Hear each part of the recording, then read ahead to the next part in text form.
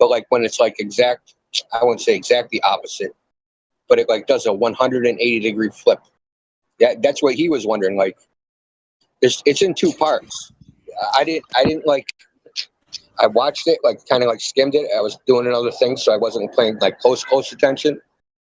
But I was paying attention to like where he said, "Look at this, it's flipping like in an hour. It's just doing a complete one flip." And I guess Wolfie made a video about it, so it was like a response to Wolfie. So he did it like over Wolfie's house or wherever he lives in Australia. Like it's an impossible flip. Like how can like it? Because he did like a half phase of the moon, right?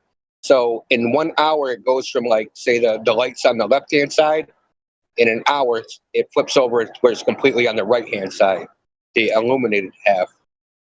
So I don't know how that happens. And then he did one, right? Oh, it was in Kenya or Tanzania or Congo. That's what it was, Congo. Like so, he's going through like the days, and the thing is like the moon phase is like stops at one point, it flips over, it goes backwards, it does all this weird shit.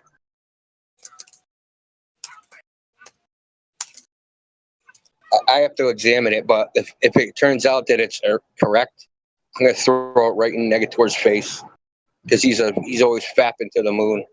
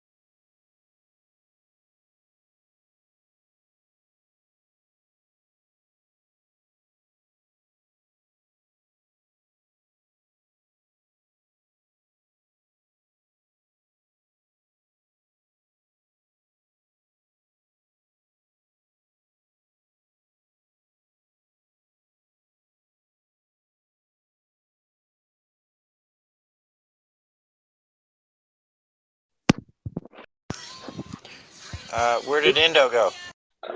I don't know. He probably dropped off. He usually gets calls, but dude, a year ago today, we had the biggest raid in all-time history. Yeah, I know. I don't know if you were around for that. Oh yeah, oh yeah, oh yeah. I was there. But he didn't change his name. He needs to change his name. Jet fuel can't melt steel beams. I just noticed that.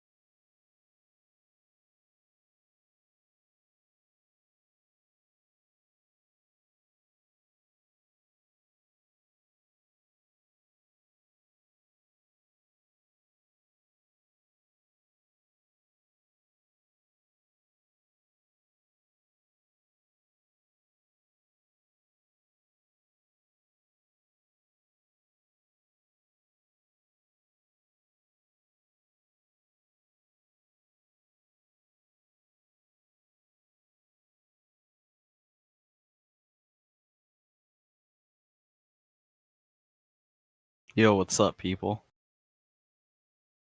How's it going? Pretty good. How are you? Doing pretty good. Good. Oh my god, I like the name change, dude. Or name Yeah, changes, I should say. Isn't it good?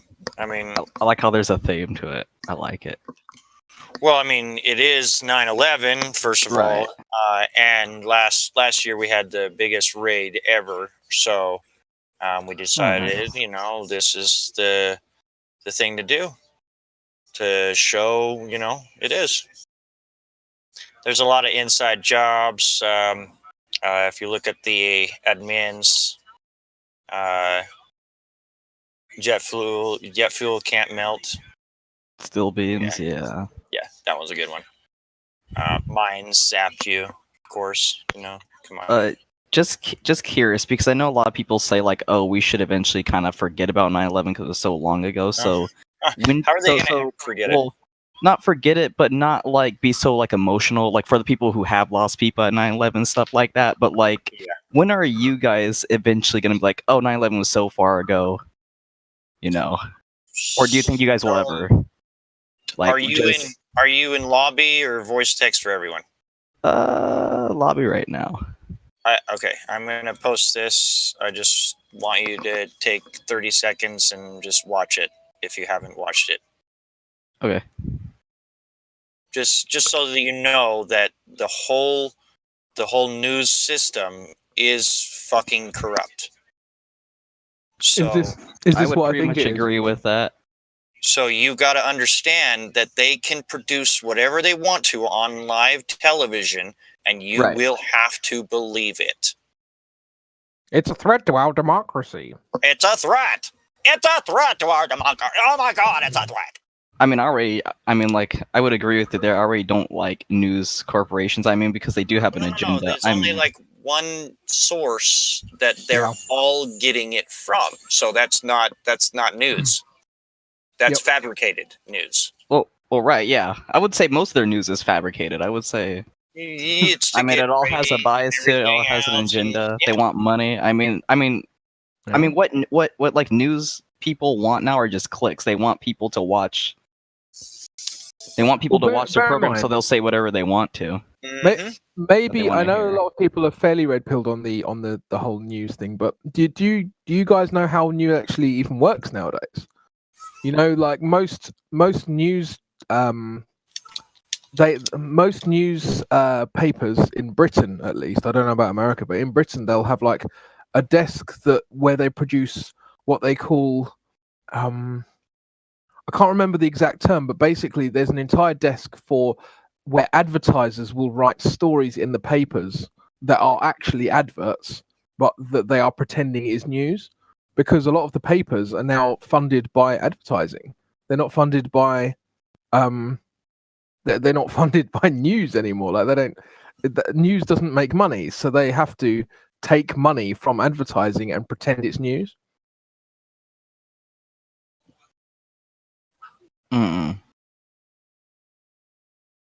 So, and this isn't even a secret. Like you can walk into any of these offices and that'll be the commercial desk, and there'll be like 5 journalists on there who are exclusively writing for profit, not for news.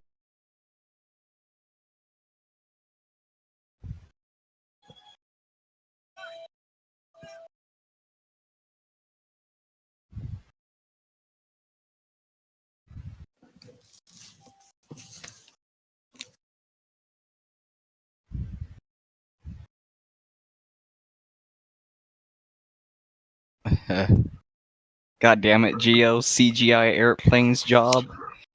Oh my gosh. Look at this big smoke in the lobby. He is just going off. Dude, he just wants 2 number 9s. Come on. I know.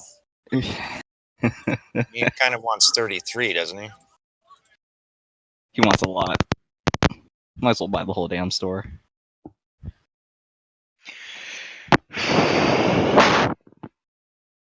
Oh.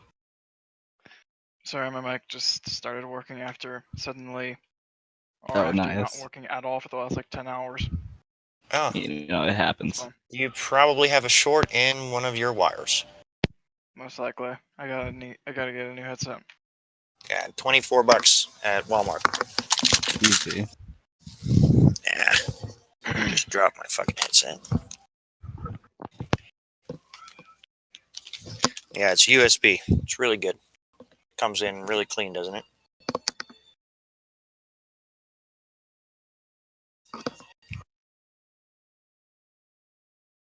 Can someone give me? Does someone here have the privileges to give me a new name for them? No, you have to ask an admin. Okay. Yeah, an admin, I believe, is the only can. I can't change, can I? Guys, you guys Yo. can change nicknames, can't you? Moderators. Okay, so Don't think I so. right click and I don't see change name. It's No, I in don't think we can. user volume mute change nickname. No. No, mods can. Michael J. Smith. What's up? They're junior mods. Only senior mods can. Oh, okay. When their promotion Gotcha. comes up, they'll be able to. Nope, I gotcha. I'm not a senior mod because I was not a mod before, but I was a mod. You know, you just haven't put it on. Nice. Lumen, just type the name you want in the voice text for everybody, and I'll change it. But you can right click on your own name and change it.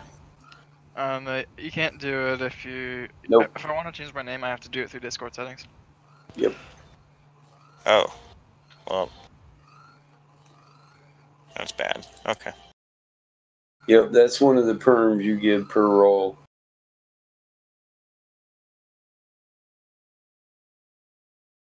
I'll put it in voice text.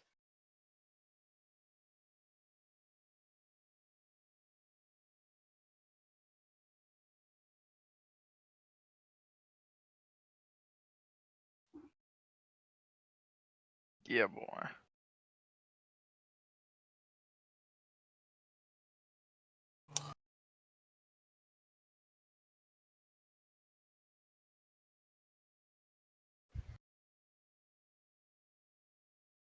Now he done disappeared into the crowd.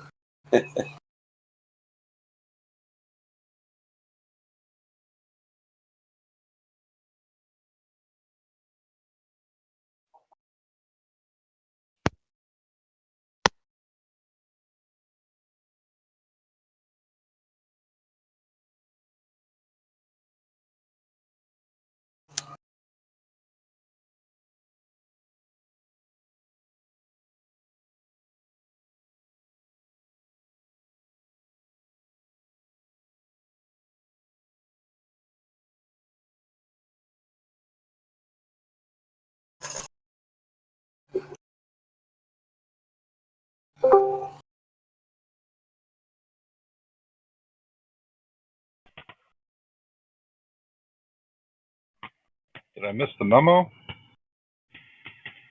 What? I gotta change my name, it looks like. Oh.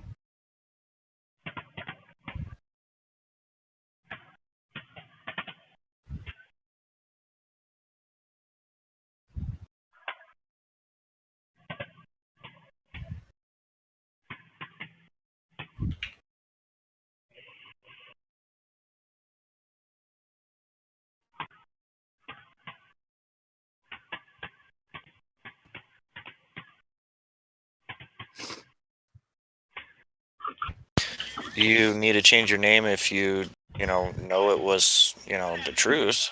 Oh, I'm changing it. Just a second. I gotta fit in. I mean, you do understand, right? Yeah, you gotta fit in with the crowd, dude. I mean, if you don't understand, you can just read the names and then you'll try and from just reading. Mm.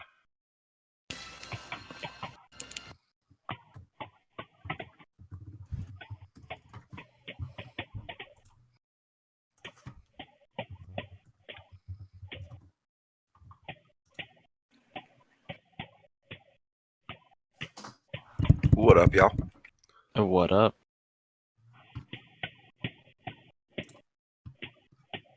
There we go. Changed it.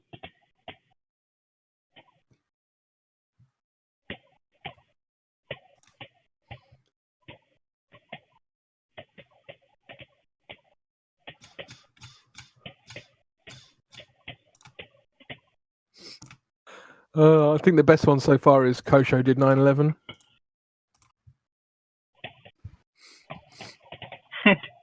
Goddamn CGI airplanes is my favorite. Show or Gem Panda. CGI airplane. Goddamn Project Bluebeam or whatever it is. Don't those two look alike? The one picture that you just posted, that was awkward moment, and then the whatever, the Michael Thaler or whatever, don't they look exactly the same? Like, kind of.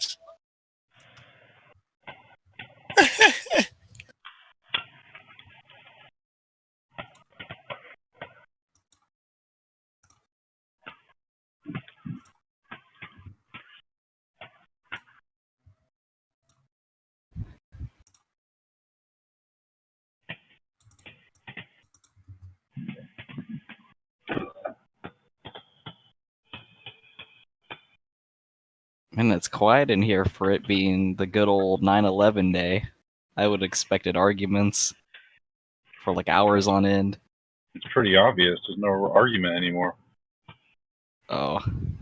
I mean, I could start an argument. At least I have to deny whatever you guys say. Your eyes are closed, my friend. But ignorance is bliss, is it not? Is the steak real? Hmm? Is the steak real? Is the steak real? Did I hear that? Yes. Steak real. Yeah, have Is you the ever seen The steak Matrix? like? No, I You haven't just actually. completely All I it know up. is something red pill, blue pill. Alright. So you know the Matrix. Never seen The Matrix though. I always hear reference of it, and I understand some of the references, but not God, all. what are should you doing definitely here? watch. What are you doing in the rabbit hole? You never seen the Matrix. Definitely watch The Matrix. It's actually an excellent film. Even No, yeah, it's actually a good movie. I heard. Yeah, yeah, especially for the time it was made, and like it was. Ooh. one of the few films I'd recommend, like, in ever, to be honest. Right. Yeah, like just as a film itself, just like hey, Yeah, it's just check it out. very, very good. Look at. I mean, you've got Keanu Reeves wooden acting, but other than that, it's really good. Why is all your guys' names 9/11 was an inside job? More Because to they the believe question. it was in. What do you What's mean? the question, Pearly Gates? Why is yours not? What are you doing? I'm What day a is truther, today? man. What's the date today? Oh, 9/11. That makes sense. Okay. No. It took me a little while too, because I just don't really care anymore. So I kind of You're- forgot. I was like, You're oh yeah. glad it was an inside job. I don't think personally the government's that smart. I think they're really dumb. Wow. Who said it was How the could they government possibly? Yeah, who said it Well, was I the don't- government that did it? Well, it's just kind of implied when you say it was an inside job. Yeah, I mean, it would who have to else? be an inside job if it was the government. That's the definition of being an inside job. I mean, I'm assuming that's what you guys are implying, unless it's an external Tetra. force or something. Tetra, read my name. What does my name say? 9/11 was an outside job. FEA. Yeah. Yeah. See, but that's the thing, though. There's no consistency. Like, who do I believe? Do I believe you, or do I believe the 5 other people that say inside job? So when you say No, an we're- outside, we're when you say saying an the same outside thing. job, do you mean We're that it saying the was same thing. planned by another government or whatnot? Well, I mean, it's the same. We're saying the same thing. That's all I'm gonna say. Oh, okay. Well, no, because that's two different things. Because if it's our government, not. it's an It's inside job. No. If it was planned by another government and we just overlooked it, it's a false flag. It depends on how you define inside and outside. Exactly. That's the thing. Where it's getting too finicky now. I mean, we need like. What would be the definition of an outside I mean, job? if there's like hardcore facts, I feel like there wouldn't be like. I feel like there would be consistencies if there were like hard facts, but it looks like there's mixed. I mean, it could be information. seen. I It could feel like be seen like this. I mean, there's one way it could be seen where you've got the civilians. Let's say there's those of us that are civilians, and then you've got, let's say, the shadow cabal government. So they could be the outside ones. We could be the inside ones. So they could be outside of us, committing all the crimes they do on the regular civilians. So in that way, it's an outside job. No, that would be an inside job still. There's still the shadow government is still an inside job, even if the regular government didn't do it. We are the outside job. I'm confused. 9/11 was a CGI. Who was like flying the planes? It was a CGI airplanes job. That's what I went with. An inside job is a globe job. Is there like It was a globe job. It was a globe job. Oh I shit! like that. Mine turned upside down, dude. It's all a globe job. Dude, I got some In and Out. I love In and Out. That's what a hamburger is all about. Yeah, you guys want to predict Trump's death with me? Yeah, fuck it. All right, Trump's gonna die 3/29 March. Fuck, 2019. The day after you? Plane crash. Yeah, how you going? Oh, I don't know. Yeah, how are you going? You ever seen Mr. Hand? That's how. He's gonna walk out in the traffic looking up at planes. Hell yeah. Seems like a fast way to go, at least. I mean, it would just hit you and that would be it.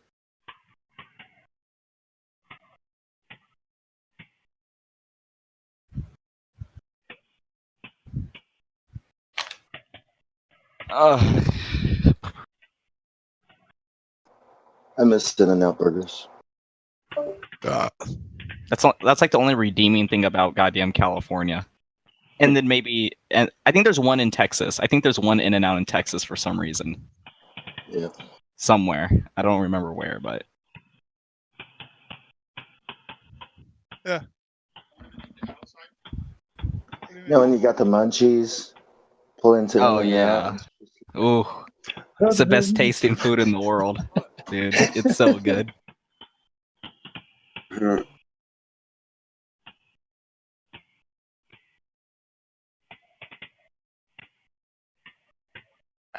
Today feels like a good day, and not because it's 9/11. That'd be really messed up.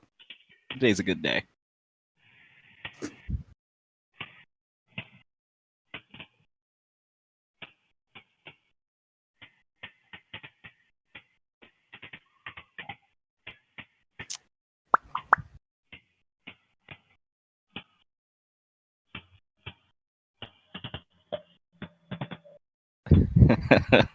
I love the chat right now. It's so good.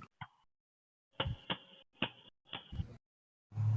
we posting 9/11 memes? No, just people talking. Alright, fuck it.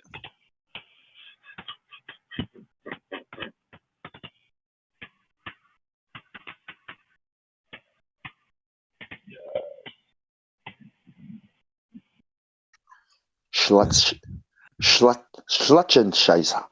It said Schluchtenscheißer. Is that which literally, it's what Germans call Austrians, and it literally means canyon shitter. Scheißer. So yeah, we have really creative ethnic insults in Europe. Schlongenschlaffer. Like we call the French baguettes, and they call us le rose beef, which literally means the roast beef. Like Royale. So and Royale with cheese. He's Yeah, going for fiction. our insults don't make much sense over here. I'll be honest. Royale. What do you call a Big Mac? I don't know. A motherfucking Big Mac. La Big Mac.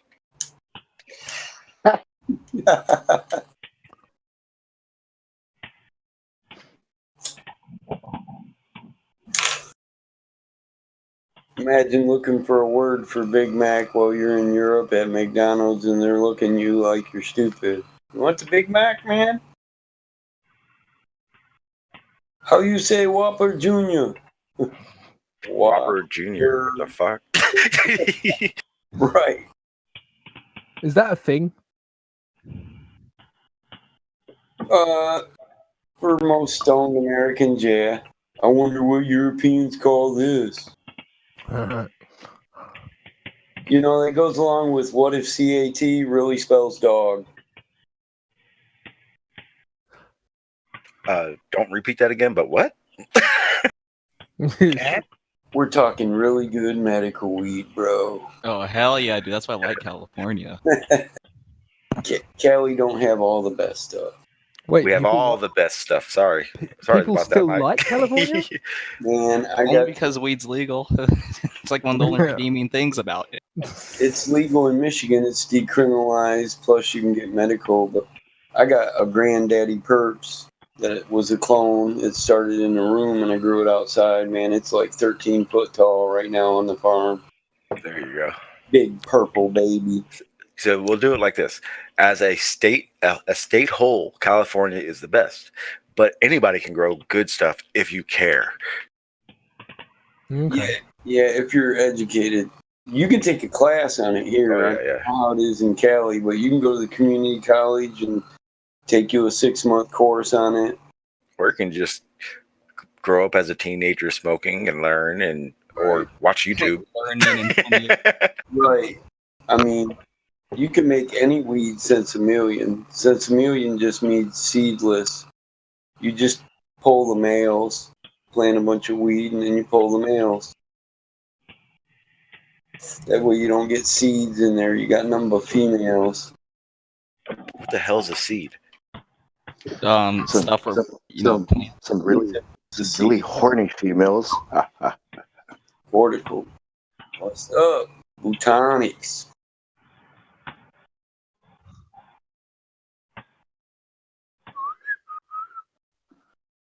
Maybe you want one plant to give you some seed so you can save it, eh? Then you risk messing up all your plants. Yeah, you put that one in the closet and then you pollinate it. Now, a buddy of mine, he had a spare grow room, and he did the same thing where he had a male plant in his garage, which is the other side, and it still did it. He thinks it went through the ducts. Wow. Yeah, you got to really seal it if you're going to pollinate and get, because you can get enough seeds off one plant in a year to never have to do it again for 5 years. You just take pollen from a female plant and wipe it all over the male, and then it'll get these big pods full of seeds. Plus, you can buy a kit that will tell you whether or not you can test it to see if your seeds are male or female right away. Like, there's no reason for your plants to ever get pollinated or ever switch over. Yeah. Yeah. Yo, so how many people you guys actually think died in 9/11? What? You say again? You cut out. How many people really died in 9/11? I think none. Oh, you're retarded. I would say some died. I don't know. Number. I would say you're the minority in that guy. The only thing that could be fluctuated is the number, but it did happen. Sorry. Oh yeah, the buildings actually went down, but the people falling was CGI. Oh. You have any proof? Yeah, here. Oh no. Cool. I don't want to see this. But I do at the same time. I want to see this. I love how people say the planes were like part of Project Bluebeam. They weren't even planes. They're just CGI in real time or some shit. Nah. If they were CGI, you'd have to explain why Delta's their top stockholders sold their stock a few months before 9/11. Exactly. Yeah, that's what I'm saying. It's not true. Like, I had people tell me that the planes were holograms. Like, how? Yeah, the planes are CGI. Yeah. God Tupac was flying them. Wait, Bro, I don't think you can fly I don't think I mean, wouldn't it stall out before it even gets to the plane at that at that altitude, at that speed? I mean, is that even who here doesn't possible? think the planes were CGI? They weren't. That doesn't. I think they were. I mean, Yes, I mean, they I were think they CGI. weren't. I'm pretty sure I think they they were. were. How? Then Dude, what? if you don't think they're CGI, then you're behind the ball, dude. Here. Well, prove it. Again, I asked you to prove it. All right, here. All right, here. Watch. So someone's put a dragon. Hey, Sean G. Indio just posted a video not too long ago of like a person that recorded from I believe from east to west, and they saw no planes like on that camera. But the people that obviously the people that showed you the planes came from where? The news. Yep. No. There's actually other ones, but scroll up. It's in the voice text. I'll watch it. It's in voice text, Jose. I have to look. I have to look for it because it was like an hour or two ago. We've been on 9/11 all day. I'll just. Hello, can anyone hear me? I'll search in No. those links. Yep, in the too search loud thing. and too clear. Okay, well, I was trying to talk a minute ago, and then like everyone kept talking, so I had to leave. Yeah, the planes were CGI. What makes you think that the planes were real? There was a guy in the helicopter with them that was trained. It was his actual job to conduct real-time CGI. Real-time for CGI. Yes, real-time CGI for fucking news. But what Look it about the up. people that were on the ground saying that they all saw a plane? Are they lying? How do you know? How do you know? How many people were there that actually How said many they people saw were in planes? New York? No, hold on. Not how many people were in New York. How many people actually sat on the ground and told a news station, yes, I saw planes. If you actually look it up, it's not that many. It's like a handful. Not very many people claim to have actually seen the planes. Where did you get your information from? These guys are just so fucking stupid. People Where who are you? disagree with me are stupid. Okay, I'm gonna post a 9/11 video. Yeah, if you guys don't know what happened, then it's an evidence-based video. It doesn't assert anything happened, but it simply shows evidence. Okay, back then we had iPhones, right? No, that was long before iPhone. Are you kidding me? Well, we had like HD, clear screen. Like, No, we not did. even. Are you sure? Is this consistent through It's like everyone? it's like The you only issue I weren't have, even there. the issue I have That was is like that every single picture and 9/11 had video took is place. grainy. 2000, I think Motorola Razors were around, maybe. Saying, Yeah, I think that the was like quality right of around the every time the single Razor picture came out. is just, it's horrible. It's just terrible.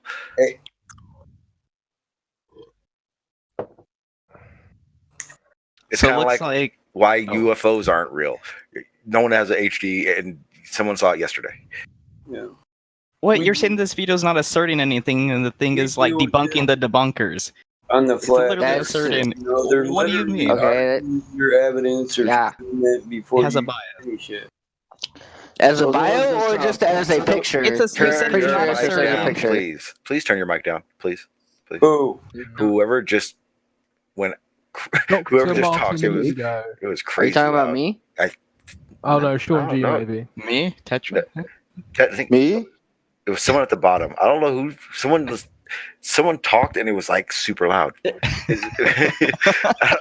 My mic has been hanging next to my ear, hanging off my ear at the same general Well, no, location. you're not loud right now. But it was My really name is loud. someone. All right, I Was guess it we'll like see in the this? future.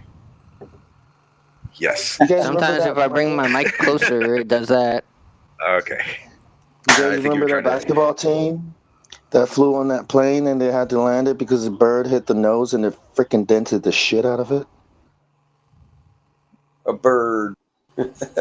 A bird hit the nose of their Yeah, plane I and they honestly, had to think emergency something did land. hit the towers. I think it could have been a missile, or maybe already I have two theories: either a missile or a bomb just inside It's a detonated. bomb. Wait, Like so what they, but It would But be a at the same bomb. time, wait, Jose, is what you're saying? Is it based on like going through no, it's not based. or? It's not based on anything. I just said what I think, Oh, what I okay. believe. Yeah. Okay, because it's just like I've done at least 10 debates on it because obviously if like you're saying like if you're gonna say something you should kind of now I'm not saying this to you Jose, but if you're gonna call people stupid because they don't agree with what you're saying, you should have like proof behind it. Like I've done a lot of debates on it to prove to that it's a false flag, and that's why I was asking about the inside job thing. Like I don't see anything that would say inside job. Whoa! What? How many times the Empire? Yeah, it was definitely you. been hit by airplanes? How many times has the Empire State Building been hit by airplanes? And how many times did it fall? Twice. I mean, there's a lot of but buildings see, that are tall that those were haven't been also, hit. but it was a buildings. More than twice. It was the passenger plane. Those were passenger planes, though, not commercial.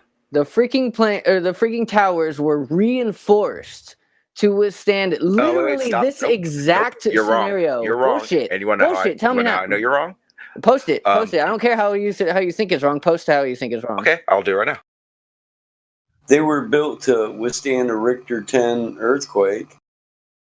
Not quite. And reinforced What, Twin later Towers? after they were. Yes. Hang on, give me a second. No, they were I'll show built to you. get taken down, dude. Yeah. They were built to get taken down. You're right. No, you're right. Yeah, 9/11 was posted all over the movies. Okay, it was predictive programming. And yet that no one predicted it, like it happened and everyone was like, oh, everyone's surprised. Oh, look, The Simpsons predicted it again. Yeah. Okay. Yeah, but they predicted it, but no one thought that was going to happen. So how was that predictive programming? I mean, no one assumed that was Because going to happen. do you know how predictive programming works? No. Okay, the way it works is if you've seen it before, you're more likely to accept it. That's why no one really questioned it. You get it? I mean, feel it now. Everybody questioned it. Yeah, a lot of But people questioned who did Nah, it. Why most people, like, if you go to go to a normie and talk about it, they're gonna be like, "No, Muslims did it." And you're like, "Oh, baseball." A good example of predictive programming is what was the first movie about, guys? The first movie ever. A Trip to the Moon. It's a star in a jar. Ha ha. Wasn't Capricorn before that? I like looking at those stars. No, you're right. It was like a Star With, Trek like one, black right? and white Yeah, it was like cardboards and shit. Yeah. It was like Star Wars robots or something. Yeah, I remember. I know. No, not even like that. It was like completely nothing like Star Wars. It was completely like people going on the moon. Like I forgot how. Just look up A Trip to the Moon. It's like an old school movie. Like No, I I just don't meant even like know. outer space thing. I didn't mean like Star Wars. I meant just like the outer space theme.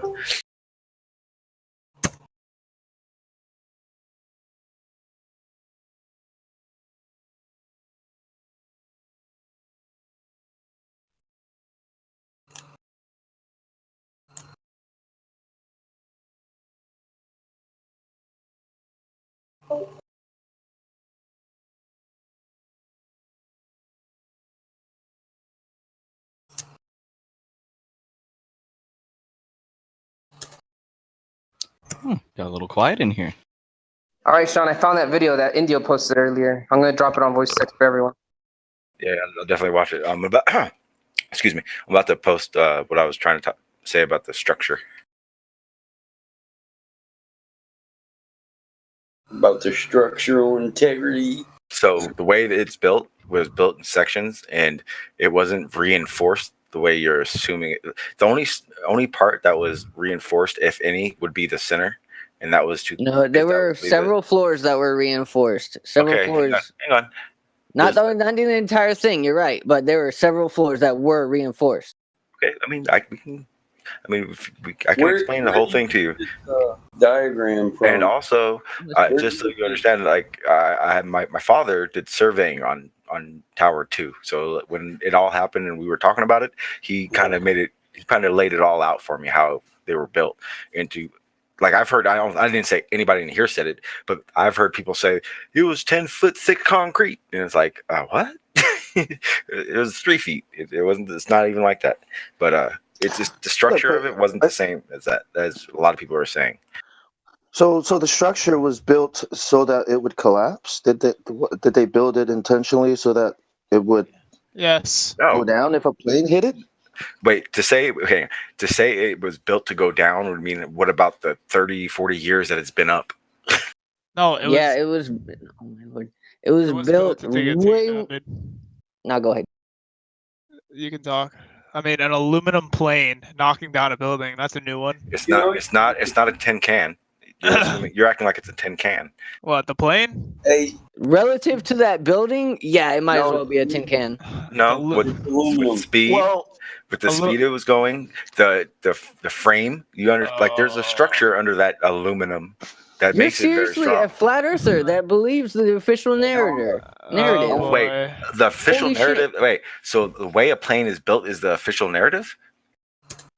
No, are you arguing that planes really did hit the fucking towers Absolutely. and that those planes hitting the towers is what brought it down? Then yes, you would believe the official narrative. No, that is not the official narrative. That is the official narrative. The official narrative is the planes. The official narrative is the planes. Stop interrupting me, please. Yeah, but you're just The repeating official yourself. narrative. Stop. You're just Stop. repeating yourself. Stop. Okay, I'm gonna and then I'm gonna explain. Okay, the official narrative. Okay, fine. Fuck off then. Yeah, rage quit. No, Go ahead. I actually didn't mean to, so calm the fuck down. Okay, dude. All right. The official narrative is that planes were hijacked used to attack ram straight into the towers, and because they hit the towers in such a way, the towers went down because of those plane crashes. Okay, can I ask you That something? is what you said you believe. Can I ask you something then? And If that's that is the official narrative. Okay, What? so can I ask you something? Go ahead. What structural education do you have? So I mean, what do you know about buildings that would tell you that is impossible for that to happen? I can read that blueprint. You know, they misrepresented the design of the towers. I can too. I can too, Michael. I can too. So that's not going to work on me, buddy. Hold on. You can go to the museum and read the actual blueprint and design, architectural design of the building. They were built with integrity. Absolutely. They were built but that for doesn't planes to crash into them. You can't go over certain heights without being able to withstand a freaking earthquake, dude. Well, they were mainly designed to withstand winds, hurricane force winds, not earthquakes. Yeah, but what do you think about the way it went down, like a demolition? Do you think that was caused? I mean, do you think it was a demolition, or do you think the plane caused it to crumble down like a demolition? It didn't come down. Or go ahead, Mike. Sorry. That blueprint. John, man, I'm losing a lot of faith, dude. Losing a lot of faith right now. Lose it all? At least you should. Everyone here should know me by now. I come with facts. So if anything I'm saying is, I've researched it intensively. Okay, so explain how an aluminum plane took down a building. Because it the design, the disclosed dimensions for core columns. The core columns are up there. They're actually built the way they were said to be built, not the way FEMA said or the government. Well, I'm not going off what government said. I wrote the same thing. Well, you can go to the museum and get a copy of those right there, those prints. You can go online and get the copy. So, Sean, you have to look at it like this, man. The building was built like a big steel honeycomb. Okay. Nope. See, now, you did it again. It's it came down a large steel honeycomb. Let's try to agree. How is everyone going to cut me off if I'm trying to explain what I'm saying? How does a plane go into a building like that? It just slices in. Okay, I've are never you seen assuming that a plane is built like a tin can? That's not It's aluminum. a demolition. I guess you're Wait, listen, assuming that man. it was built to take down steel. It came down like a demolition, man. It's aluminum. Okay. Do you agree that it looked one like at a time? One at a time, guys. Come on, one at a time. Slow down. So, Chris, he's making a pretty valid point. You have to understand that plane that you keep saying is aluminum, it has a structure. That structure is built to make it stronger. So You that have to structure understand. slices buildings. Hang on. Yeah, apparently. And then the guy that was up, that's 200 Mike. Understand. If you're gonna state that came down exactly like a demolition, then you have to know how demolitions go down. And if you did, then you'd understand that. Yeah, but you'd also understand that it would implode on itself. It did not implode on itself. No, they don't implode on themselves. They take them out floor by floor. That didn't. The domino effects downward. You show me one that did, because when they do it, they want it to become a pile. I've been involved in very many demos. Well, outside the military-industrial complex, demolition isn't done to perfect standards every time. Yes, it is.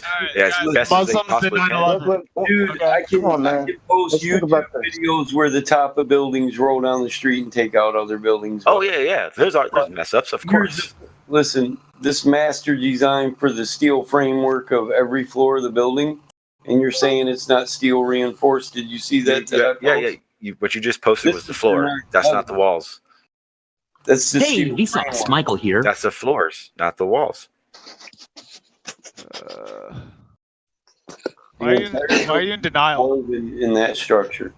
I'm not in denial. I just don't just assume or have an idea or just run with what I've heard. It's literally called common sense. A plane does not slice through a building like that.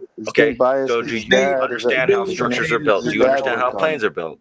Yes, planes are built aluminum. Structures are built with iron. Okay.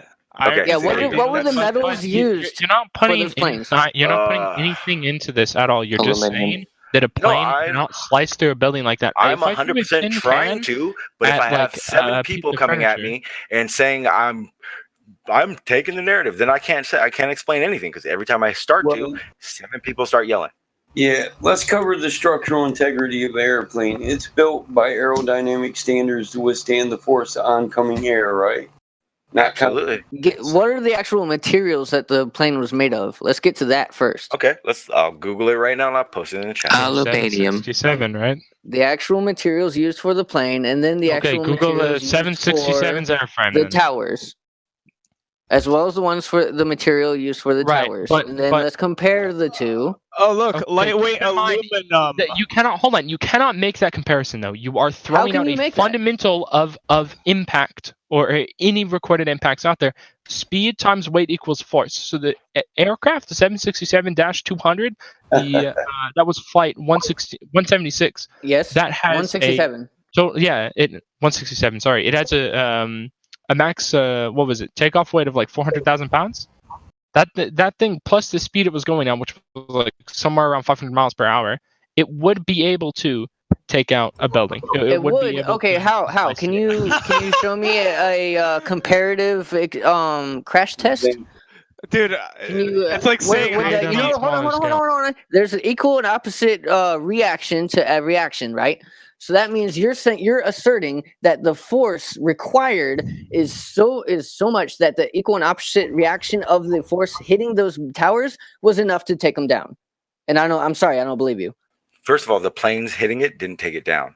It was all the steel being weakened by the fires. And anyone that's going to tell a reporter told you that. Can do that. No, Yeah, 'cause actually, a fires can reporter do didn't. that. That's just common knowledge on how steel works. No. No, hold on. Okay, now I'm going to post 4 different buildings. I'm going to post 4 different buildings. I'm going to post 4 different buildings that were set ablaze for longer than 20 hours. Yeah. Okay. And were those fires also started? Were they raging from jet fuel or what? It doesn't matter. Jet fuel is not enough to melt it. You're telling me it doesn't matter? No, jet fuel is not enough. Jet fuel is not enough. It burns a lot hotter than say electric fire. It doesn't burn hotter than steel. It doesn't reach temperatures. It doesn't burn hotter than steel. It doesn't. That's why it didn't melt it. It weakened it. Oh my lord! Yeah, sure. Okay, it weakened it. You're not explain. You don't explain it like you have any clue what you're saying. You're just saying it. Question. It's if you weld, if you have anything to do with it, you understand that. I have welded. Thank you. I've welded in Afghanistan. Okay, perfect. So does steel weaken under the heat? A bit, yeah. A bit, No. yeah. I'm raising my hand. No. I have a question. Now you say no. The answer is no. It doesn't just weaken under applied heat. It's constant heat that weakens the structural integrity. Yeah, that's true. Yes, and that's exactly what happened. The period of time that it takes. Yes. It was burning for like an hour, bro. It was burning for like an hour, maybe 2. Really?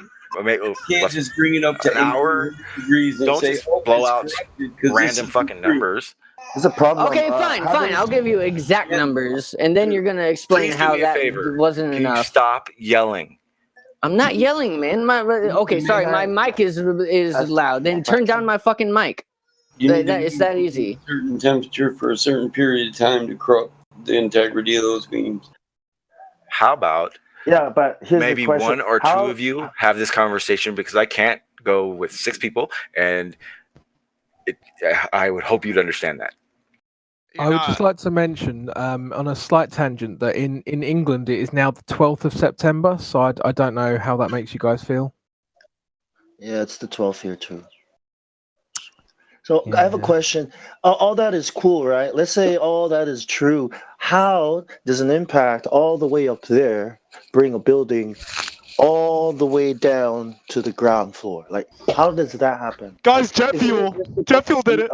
See, there you go. Are you talking about WTC7? 53 minutes. They burnt for 53 minutes. Not even an hour. You guys are forgetting that WTC7 wasn't even hit by anything. It was just due to office fires. Oh, yeah. If anything, shouldn't it topple over the top and then the whole building is still standing? If that's true that a plane hit it and all this, shouldn't just the top kind of like fall over while the building remains? There was an explosion in the basement before any of this shit happened. I've come with a conclusion that completely explains everything. Did he rage quit again? Thank God. Yeah, he doesn't know how to run. He doesn't know how to. Okay. He doesn't know how to 1v6. No, he's Yeah. retarded. He doesn't know what he's saying. Building 7 wasn't even hit. Yet he's gonna say that that the jet fuel weakened the towers enough to bring it down. And he tried arguing against those other buildings that burnt for 20+ hours, didn't fall. Because he his said those dad. weren't hit by planes. Okay, well, building 7 wasn't hit by a plane. It was just normal fires and still got brought down. Well, where's the logic Because in that one? his dad worked on it, and he's kind of biased, I think. That's I exactly think what it that's where is. it's It's coming bias. He loves his government. Okay, listen. Jet fuel plus high-speed explosion, high-speed impact equals explosion. No, kerosene is not powerful enough to melt steel. I'm sorry. No, an explosion which weakened the structure. Listen, if the government wanted to like blow down the tower, they could have easily used loads of explosives in the weaker parts of the buildings, and they could. Pepe, hold on. Forget the 2 towers. What happened to WTC 7? That one wasn't hit by anything. So you have no impact, just fire. Why did that come down at free fall speed?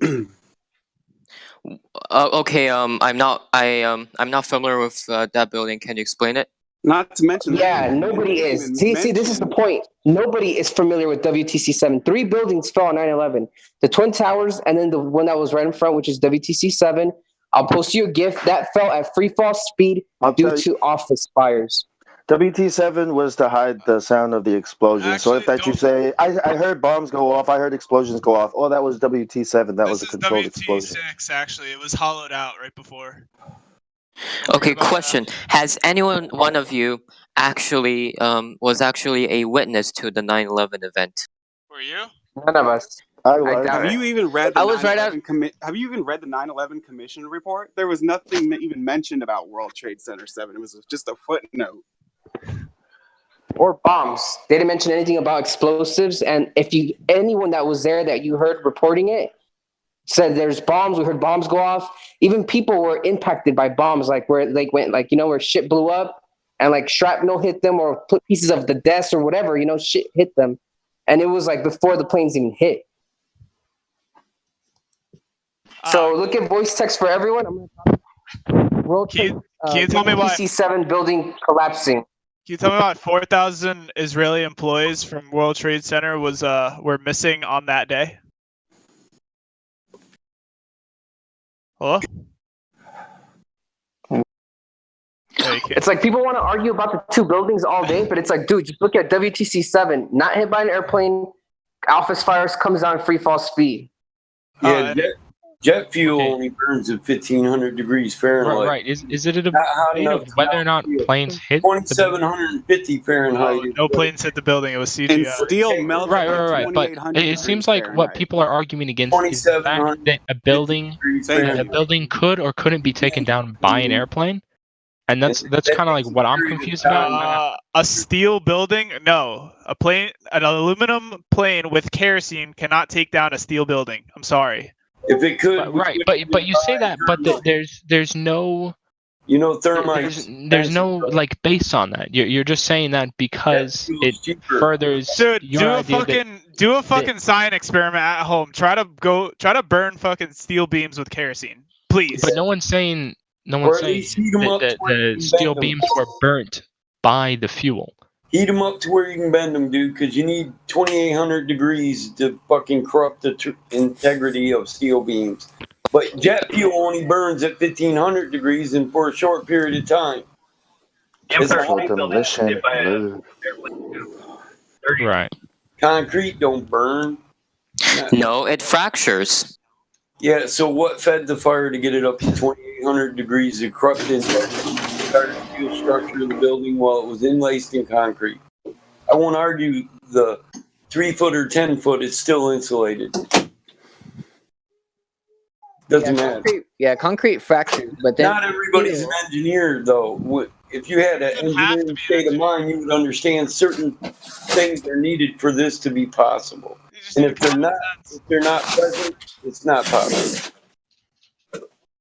I posted a whole. Why did the fighter jets not go up when they realized the planes were hijacked? Good song, but Wait, keep that song going, please. no. Also, planes at that altitude where they hit the planes going 500 miles an hour would fucking tear apart.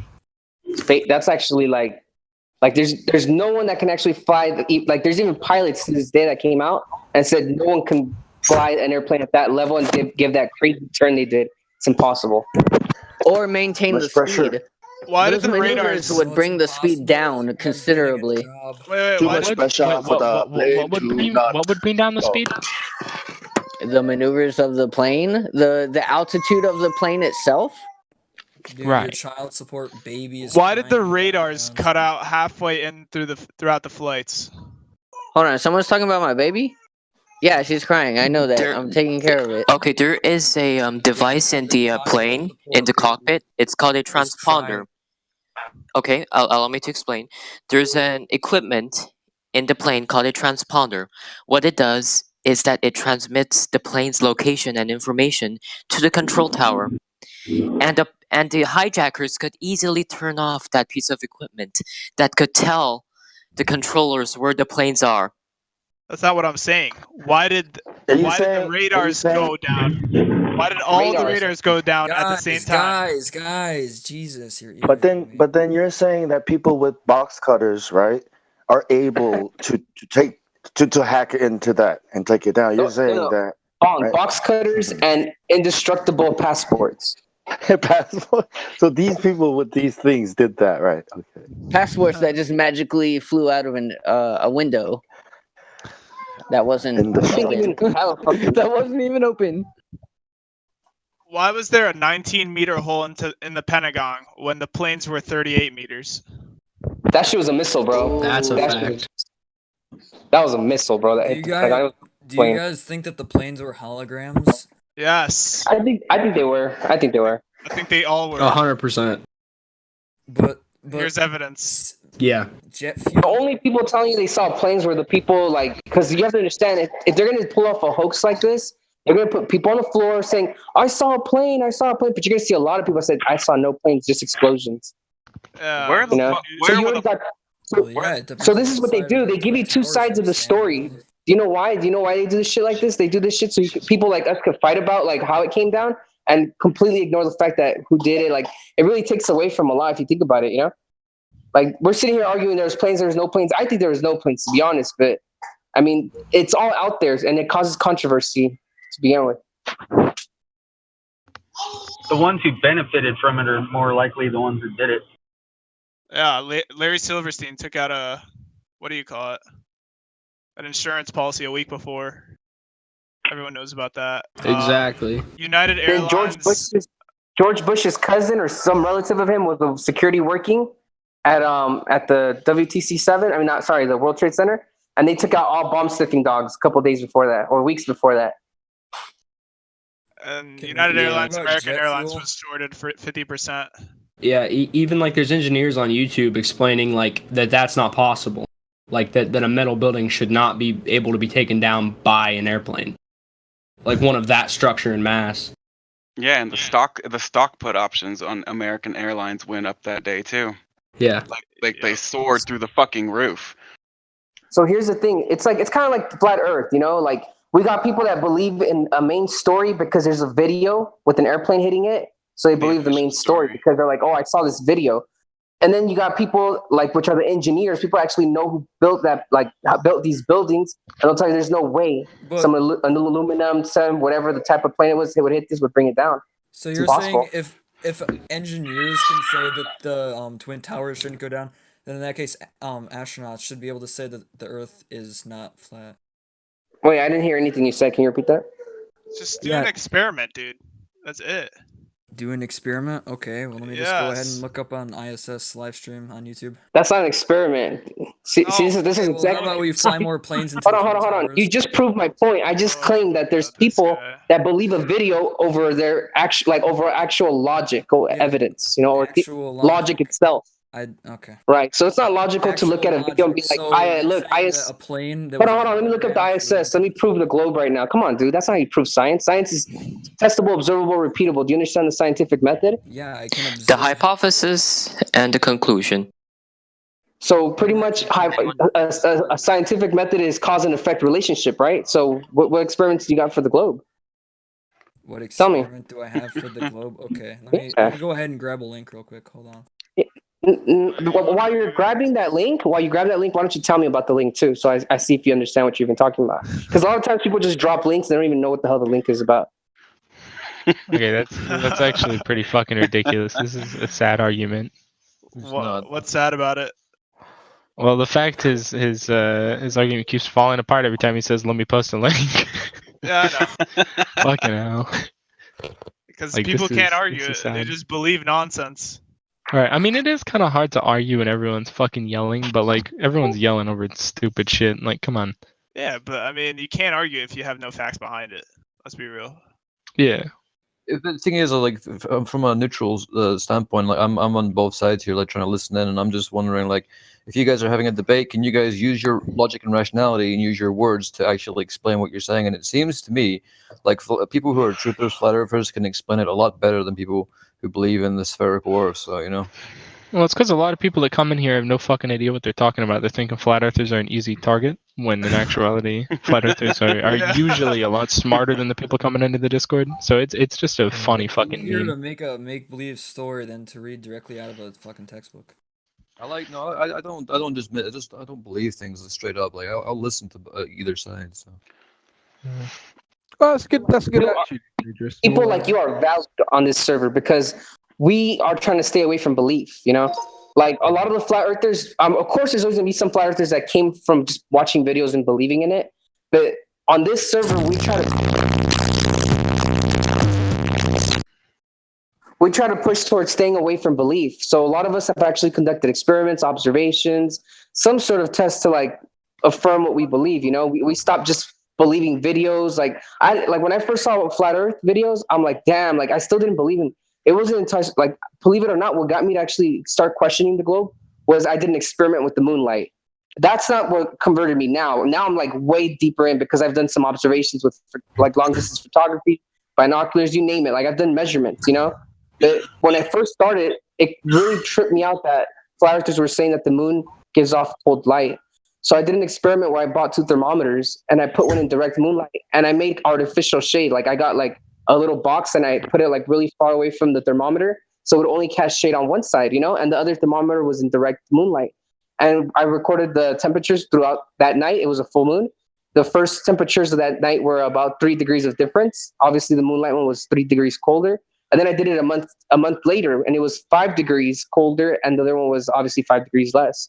So that experiment is actually, I'm not saying that the moonlight gives cold light. I'm not 100% sure still, but it seems like that. Like that's what the conclusions I'm coming from. But I'm not 100% sure yet. If there's another variable I didn't account for or something like that.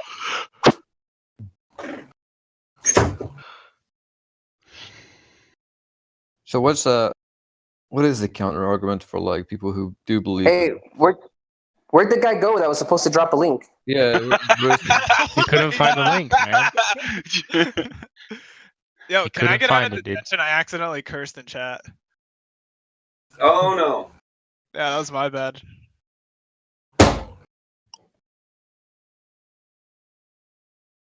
Dude, I feel like the only thing I don't agree with on the server is the fact you can't curse. Yeah, I don't know. You can curse in voice. Don't care. Hey, James, I thought you said that the kosher roll couldn't type messages because someone has the kosher roll and they're typing messages.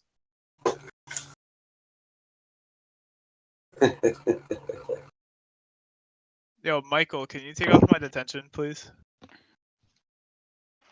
I don't know. I don't think we can. I think it takes minutes. Yeah, you just ask the admin. How long is detention? 2 minutes if you curse. Oh, really? Okay. On text though. On voice, we don't care if you say fuck, whatever. I mean, I don't care. Some people do. I mean, we're live streaming it. It's kind of sucks if kids are watching, but I cuss a lot, so it's kind of hard for me to avoid that. I thought it was permanent. Yeah. Okay, I can wait the 2 minutes. Me too, as long as you don't throw a retard at the end of it, I'm all good. Yeah. It's personal attack and personal name calling I don't like. Alright, I'm here to argue. Someone bring up a point. Where's that guy? Where'd that guy with the link go? Yeah. Dude, he left. He couldn't argue it. Are you his Huckleberry? He said easier to argue. He dropped no. He just dipped, man. Abort. All right, can we Jose, you're argue the scaring one? these fuckers off. Hold on, can we argue the fact that a drill, 9/11 drill happened right before 9/11 happened? Oh no, Really? we'd have to agree with that. Have you guys heard about Yeah. that? No, I haven't. Yeah, for sure. That's just crazy. And then another You one know what else was is crazy, guys? Another interesting thing is how supposedly these people call their relatives from an airplane, but yet they can't get signal from a certain thousand. Is it like I think 10,000 feet you lose signal of elevation? Yet these motherfuckers are on an airplane supposedly calling their relatives saying, "Hey, there's a hijacker." Blah blah blah. That's just funny. I don't know. Maybe they're lower to the ground at that point, but it does seem fishy. What about? Hey guys, drop a picture of the guy that just left with the link. Look, this is him on voice text for everyone. He asked for a citation. I'm out. What about the theory that no one died during 9/11?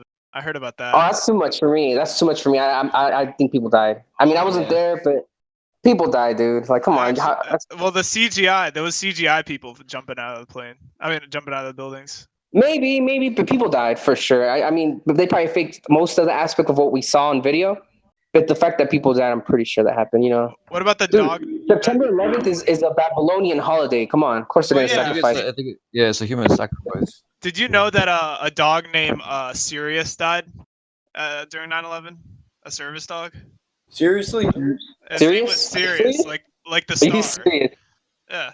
Sirius A or Sirius B? I'm saying. I don't know. That's cool, man. Yeah, they did that on purpose. So yeah, not only the people that died that day, but people that are still dying from asbestos and shit like that. Complications. Yeah, that shit sucks. Yeah, years later or months later, a lot of people for sure died from that, man. That sucks. It sucks, bro, because we as people of truthers, whatever you want to call us, we're trying to find the truth. And it sucks because topics like this, the government knows that we really can't question them without looking like, oh, those people are dicks. They're like, people died, respect 9/11. Dude, I respect it so much that I want to come to the end of what happened. I'm not questioning like to disrespect any of the people that died. I actually respect them so much that I'm like, I want to find out who the fuck really did this. You know, it's not like I'm trying to be like, oh, I'm disrespecting the people that died on 9/11. It's nothing like that. Freemasons did it. What about have you guys looked into 9/11 numerology? Yeah, like ICSI. That's what I was posting in the chat. ICSI. Yeah, I'm pretty big on numerology, bro. So I have. Can you repost it? I'm trying to get into numerology. I think Trump's gonna get assassinated. Or like he's gonna die in a plane crash. Well, if you want to get into numerology, the best numerology I think is Chaldean. Look into the Chaldean calculator.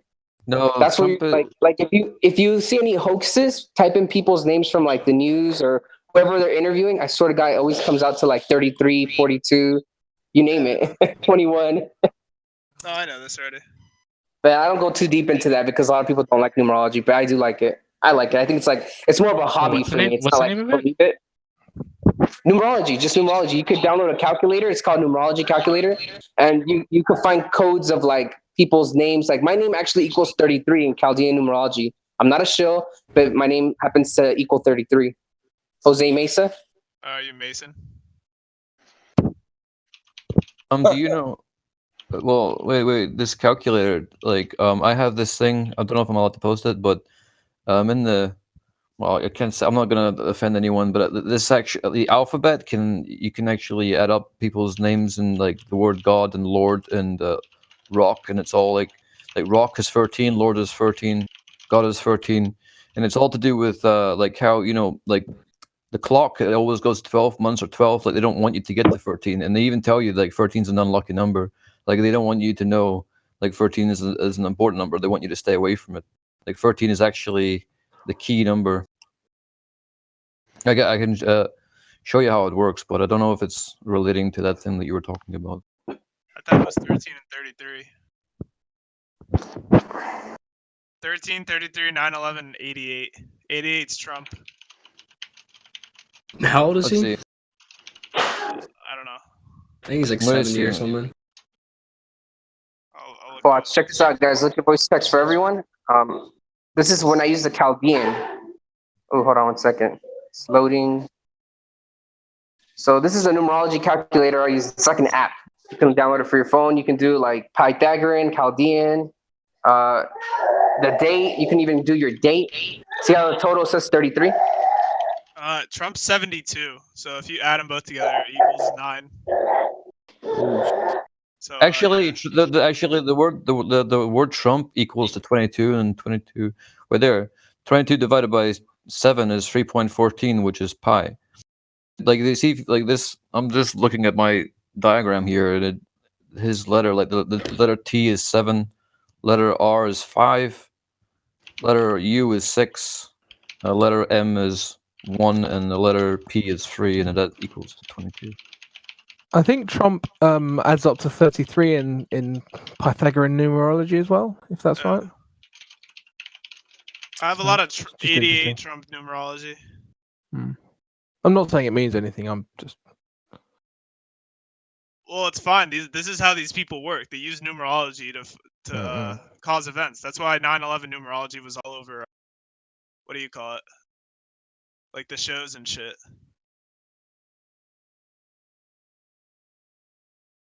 So, like, if you guys are like flat earthers, and I'm not trying to offend anybody, but like, how do you explain that if you go like so far west, you end up going like east, or like go like so far north, you end up going south? You can't go into Antarctica. Oh no! So far north that you end up south has never been done. So no one's ever went. Yeah, and there's never been a north to south circumnavigation. There's only been okay. They go north and then they head back south. They never went like north. I'm going over the North Pole and going all the way around to this and ending up in the South Pole. They've never done that. You can look that up yourself right now. Look at all the flight plans because you don't be lazy and look up north to south circumnavigation because then you're going to see one like, oh look, it says it right there. But if you look at the flight plan, they literally went from like north. They flew halfway south and then went backwards. You know, they didn't go all the way around. The only way you can go fully circumnavigation is east to west because east to west is not a straight line. It's a circle. That's why it's called. So like east to west, like you're always think about this. If your compass is pointing north, to keep going east to west, you got to correct yourself. So that means you're always got to turn, right? So you're essentially making a circle around like the North Pole. So another way you could do this is like, let's say your house was magnetic north. What would happen if you went around your house? You would go east to west, right? In a circle. That's how it works flat Earth too. Oh shit, that makes sense. Yeah, look at voice text for everyone. It's gonna take me a minute because the bot doesn't work there, but I'm gonna drop you an explanation of how east to west works, and you'll get it. Like once you visualize it, it's like very simple. It works the same on a globe. It's exactly the same. Okay. Let me just. I'll let you know when I post it. Also, flight paths are in a straight line, not in a arch like they portray on a globe model. Oh shit! Our bot's down. Completely down now. Don't tell everybody. Spam, swear. Yeah, you're gonna have to wait for that picture. Hold on, let me get a hold of Jaren.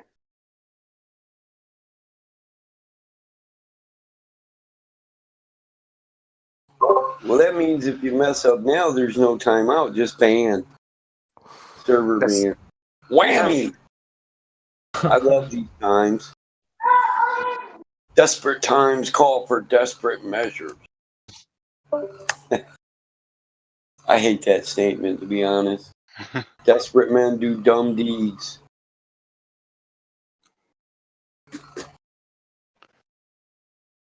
Desperation is never a good quality.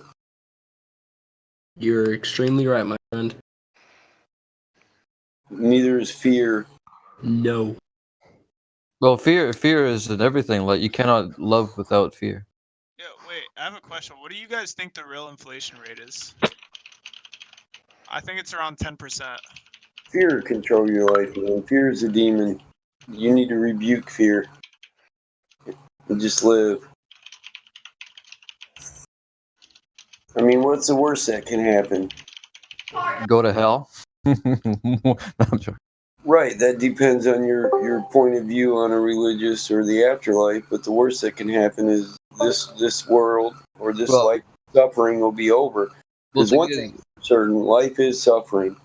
If God does exist, though, it wouldn't matter about my subjective or your subjective belief of what it is. No, I'd Because agree. Because he or it or would decide, obviously. I agree. If God is real, we can't even think on his level, right? Right, yeah. Yeah, we have no idea what his ultimate plan is. Flat Earth. Google Chrome. Google Chrome. You know something interesting about Google? Just random thing trivia here is I that do their see first the motto was 666 "Don't in the do logo. evil." I do see the 666 in the Google logo, yeah. How about Firefox? Yeah, they have the 666 in their logo and their motto. Like you can Google that as well. Like their motto is "Don't do evil," and their 666 in their logo as well. So, what is that all about? There's 666 in every logo, or most logos. Yeah, it's not about their logo. It's about their motto.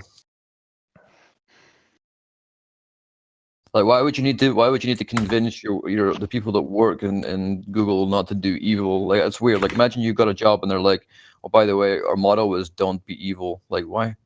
What?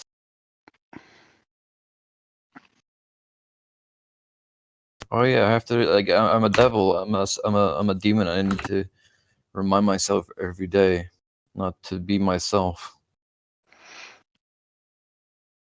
Wait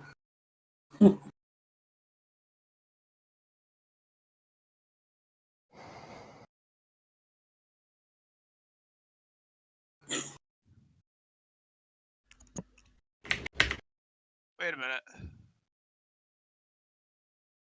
Wait, what the hell's the wink? I didn't know the wink meant that. That's funny. The wink or the wake? No, the wink. The wink means the all-seeing eye. I didn't know that. Oh yeah. That's actually I didn't know that either. That makes sense now. That's pretty cool. I want to figure out what 88 means. 88. Yeah, they use a lot of 88.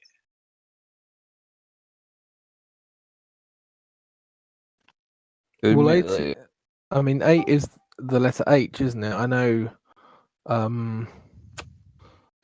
some guys use the number 1488. I think that's It's like it's Freemason. Nazi thing or something. It's Freemason because like, here, what who was it that said that? I could show you why. I'll figure it out. 8 plus 8 is 16, right?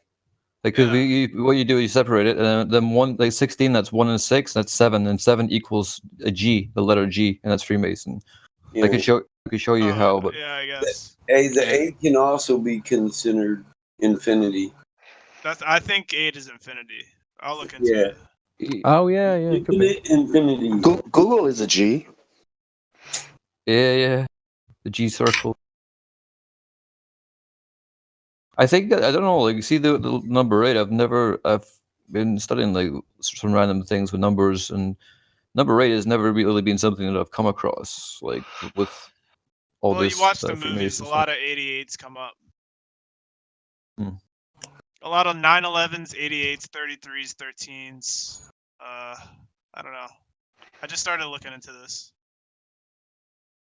I want to figure out the next event. I mean, I think 2019 is gonna be bad because 2 plus 9 plus 1 is gonna end up being 3. So 2020 is going to be bad for sure. no, I think it's gonna be 2019 because remember 9/11 happened in 2001. 2 plus 1 equals 3.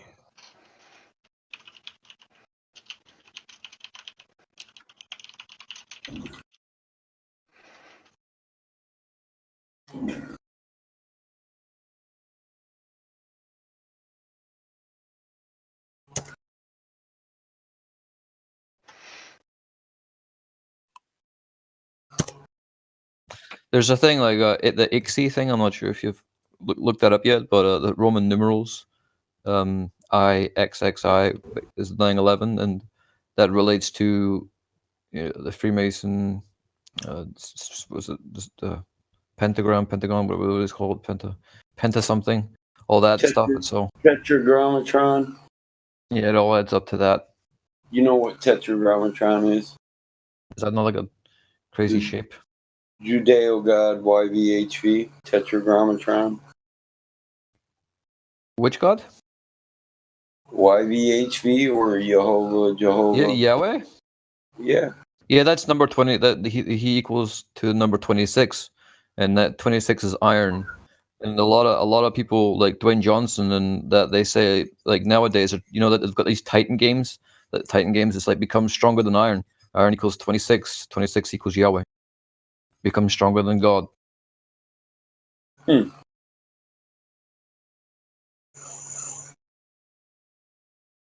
Interesting. And funny enough, like 26, 6 plus 2 is 8. We're going back, getting back to the 8 again. Why do they like 9/11? Someone tell me. Not sure. I mean, I always keep thinking about the ICSI thing, but I don't know about I don't know the meaning behind 9/11. Roman numerals. It basically makes a pentagram, like human sacrifice.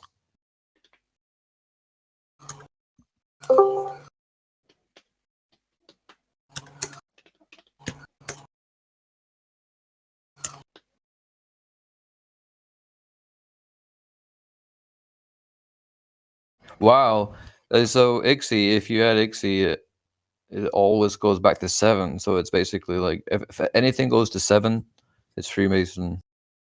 So like I is 5, X is 3, another X is 3, and then the I is 5 again. Which is 16. 6 plus 1 is 7.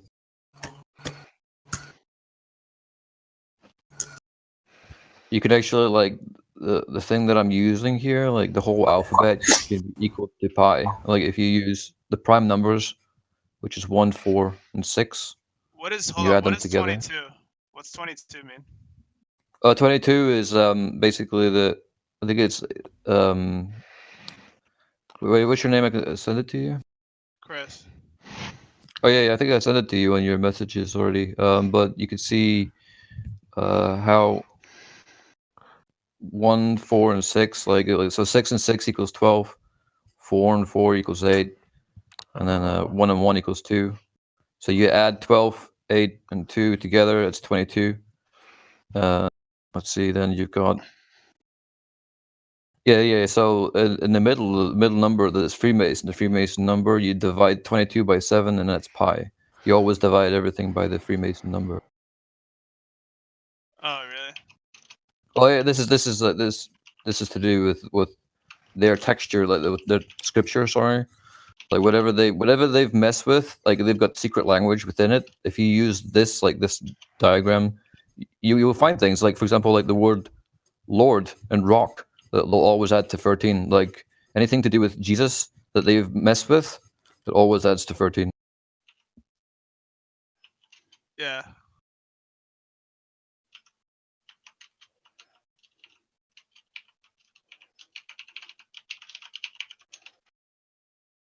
There's a guy Hey, that Helio, I don't know if you're listening, but if you're listening, dude, your YouTube's getting attention from like people that aren't like actually curious, which is amazing.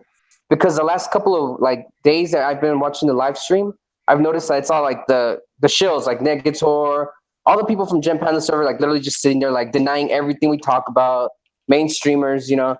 And it's nice to have these two, like I see two random people and they're saying, "Hey, wow, this is a cool stream. I'm really interested," you know, blah blah.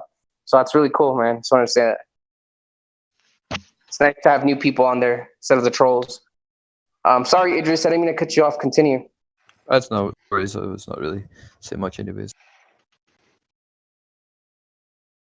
Trump's Donald is 9/11, 80 Trump is 88. When you put his name in On that thing that I posted you, or something else? on the Jewish Gematria thing. Oh wow. Yeah, if you put it there, if you put his whole name in 9/11 88. What? Yeah. That is bizarre. Yeah, look it up.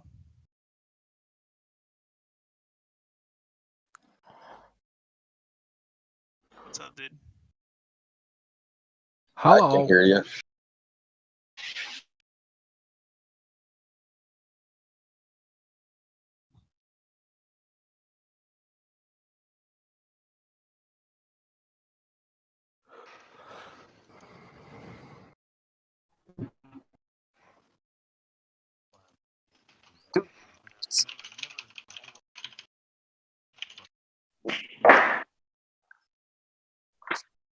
Yo, it's genius what you did because look, now you have you're gonna merge the YouTube people that like never knew what Discord was with the Discord people, and same with the Discord people to the YouTube. You're merging two platforms into one, really. So like this might be small right now, but Helio, as we get bigger, I think a lot more people are gonna start watching us. It's gonna spread like wildfire. I'm pretty sure the YouTube's gonna be. I mean, the YouTube's probably gonna be not that many people because they're gonna learn that we're in Discord. Like we could just join the Discord and even join the conversation. The YouTube's for the people that don't really like to talk and just listen. You know, like oh, I like listening to this, like almost like a podcast. You know, so it's really I'm really glad how you figured this out and worked it all out. And even the names of the titles is like really calling them. It gets a lot of attention. You know, so I commend you for that, man. Good job. Helio, are you using Restream? Do you use that Restream?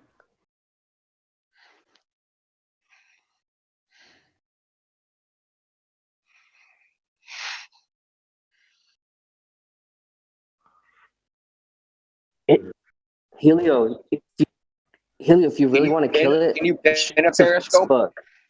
No, send it to Facebook, dude. You know how much people are on Facebook?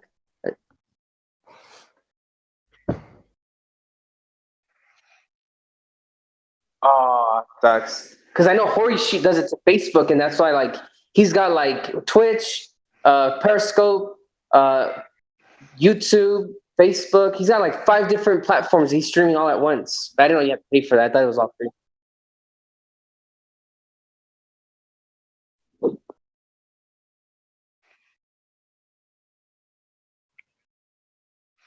Let's do a go fund Helio. So you just pay off that shit.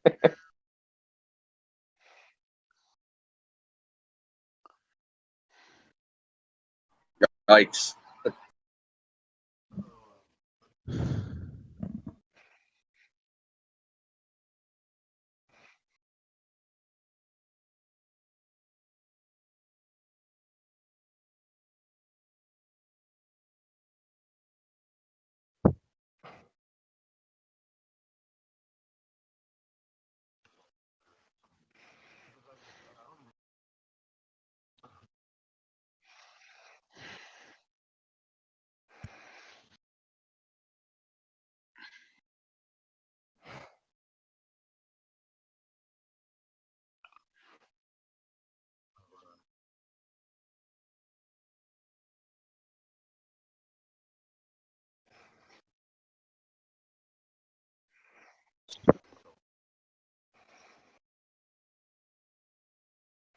So you missed the arguing, Indio.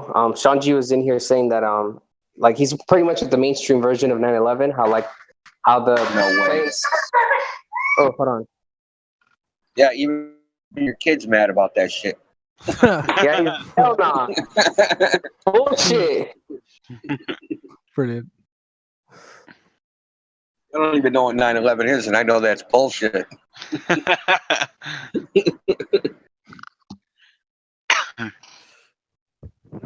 You know what? I always 9/11.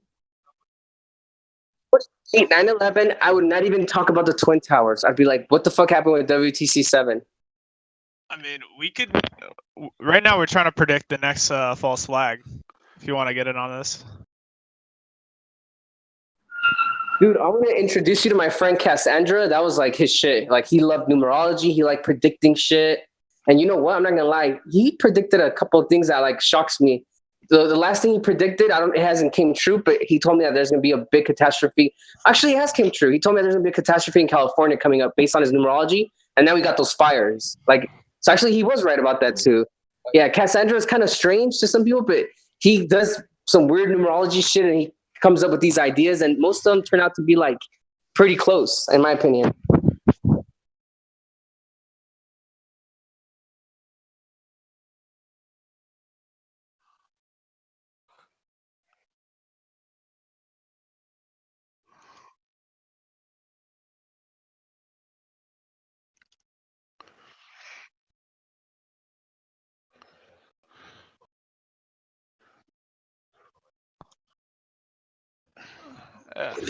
Yeah, we've seen all the predictive programming and whatnot. I'm trying to. I think Trump is gonna. They're gonna fake his death. That's what I think.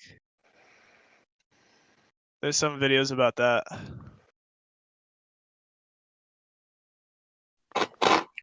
That's how I first watched ODD a few years ago. It wasn't even Flat Earth. It was the predictive programming stuff he does.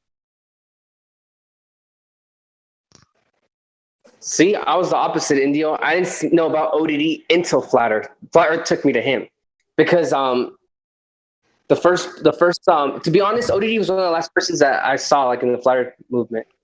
Like the first one was Eric Dubay, Aaron, then Dirt, then like Rob Skiba. Like I went like ODD was actually one of the last persons I crossed, and he's like the one I like. I think I talked about this earlier. Right? He's like the one's videos I like the most so far. Just because of the way he like sets up, like he does really good videos. I think. And he's like a movie buff and TV. He likes to watch all that stuff. And I think he would be the one to predict. He's a hit Flat Earther, like cool one. Yeah. He raps, How the cartoons, they tell you some insight on maybe the future. So I think he would be a good guy to start predicting maybe.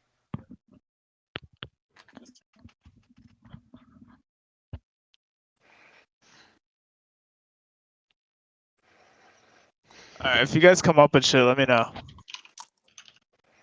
We could get rich off this. You put a fucking short on the options. Hell yeah.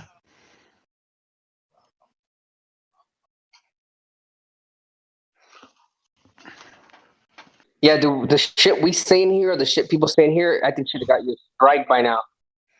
Oh, don't even jinx it, Helio. Don't give them ideas. They're listening to us. They're listening to us right now. I don't give a fuck. It's because we don't mess with it on YouTube channel.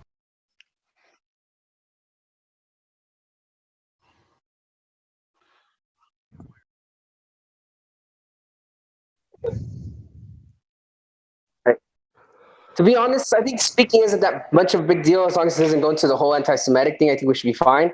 But the thing that we will have an issue with is if for some reason we slip up or someone that we think we can trust decides to porn bomb it, like with pictures. If someone put picture permissions and that comes on the live stream, yeah.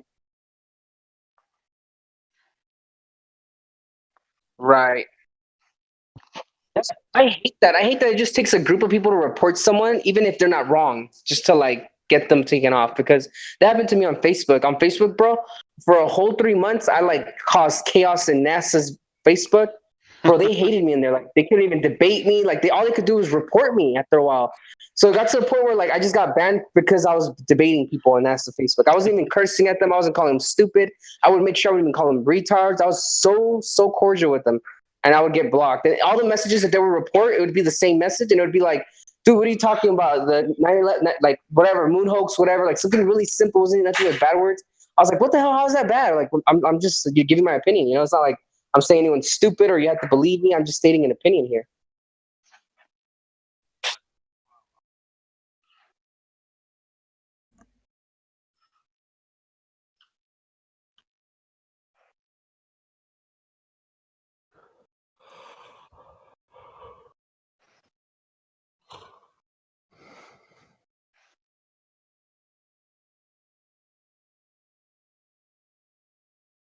Dude, to be honest, I've been wanting to talk to you about this because this is just my point of view. You could do whatever you want. It's your stream, but from my point of view, I mean, we can always ban them, but I'm pretty sure half of the people would ban have socks, so that when we don't know, like we don't know who they are when they come back. At least we know who they are when they're typing there.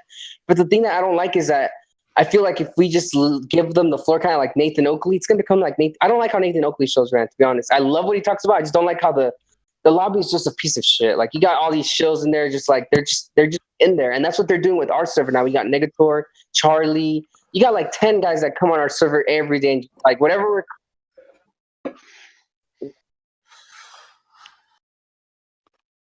Here's the thing, if you make people welcome, they're gonna be there. If you maybe feel not welcome, they might not be there. I mean, they might. The ones that are very committed, like the ones that make soccer accounts, welcome back. But most of them won't, I think, and that's that. I think that'd be better. But that's just my opinion, though.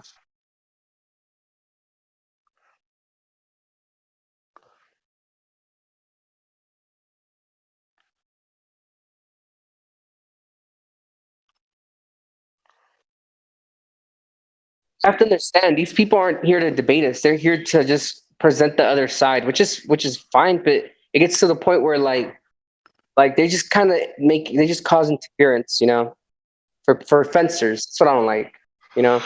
Like any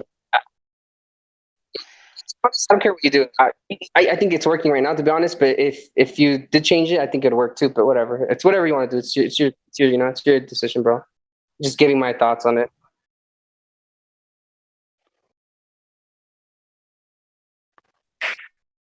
Right.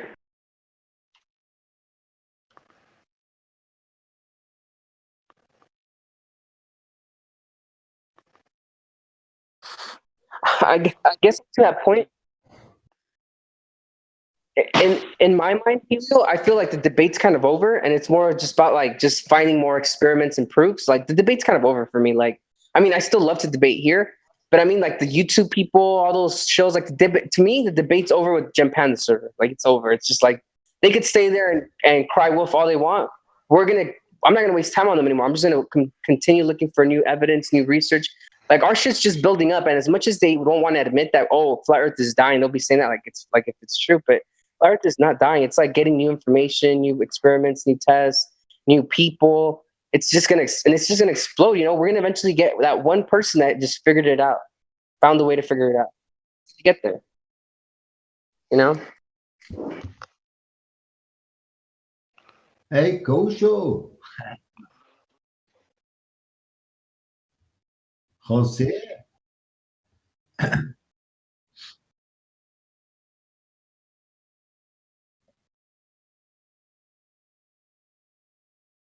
My favorite ones are the ones that come in here like stating like they come in with like these big balls like oh, gravity's been proven, and then like you start talking about gravity to them, and then they end up doing like the whole abort like after like a couple minutes. Like they honestly come in here thinking that we're just gonna get like stomped on, you know, and it's not gonna happen.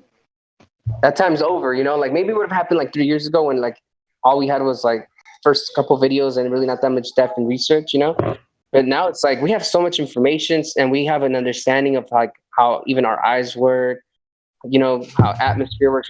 We're all getting a better understanding of like what it is to like observe a flat Earth, you know, and how that works. Come on.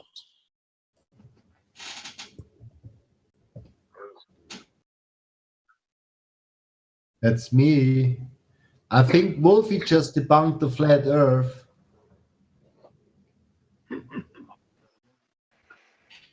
Yeah. He actually he made a pretty good argument, to be honest with you guys. His last video with the Equinox shadow on the sundial. Have you seen it? I haven't, but if you send it to me, I'll watch it. No, in a way, I wonder how we debunk this because it's not that bad actually. What was his name again? Wolfie, blah blah blah. I forgot. So the Some guy who number, made no? the ones with the gyroscope there and screwed it up there. Let's see. I will find him. Where is he now?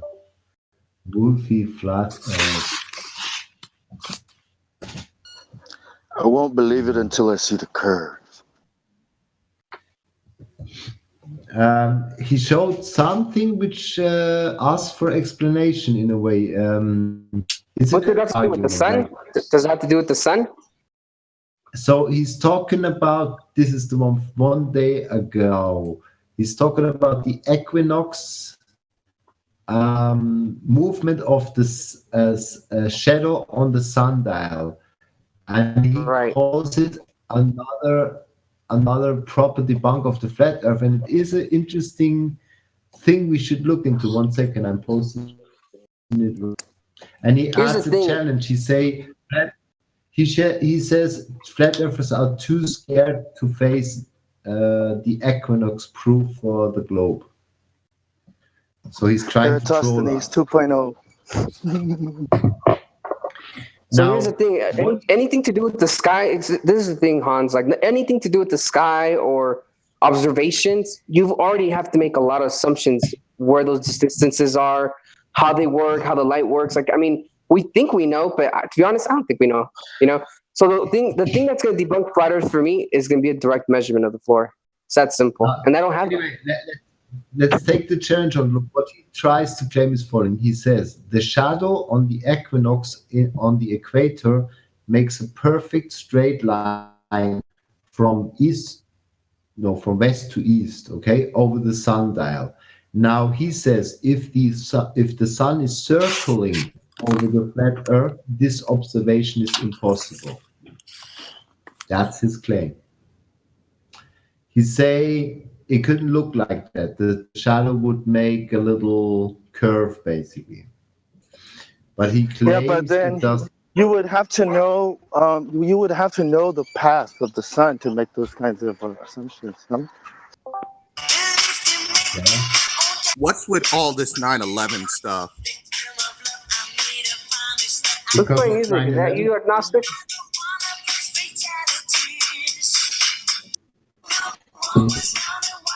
Please don't tell me everybody believe 9/11 is an inside job. Don't get me, bro. Agnostic, mute yourself.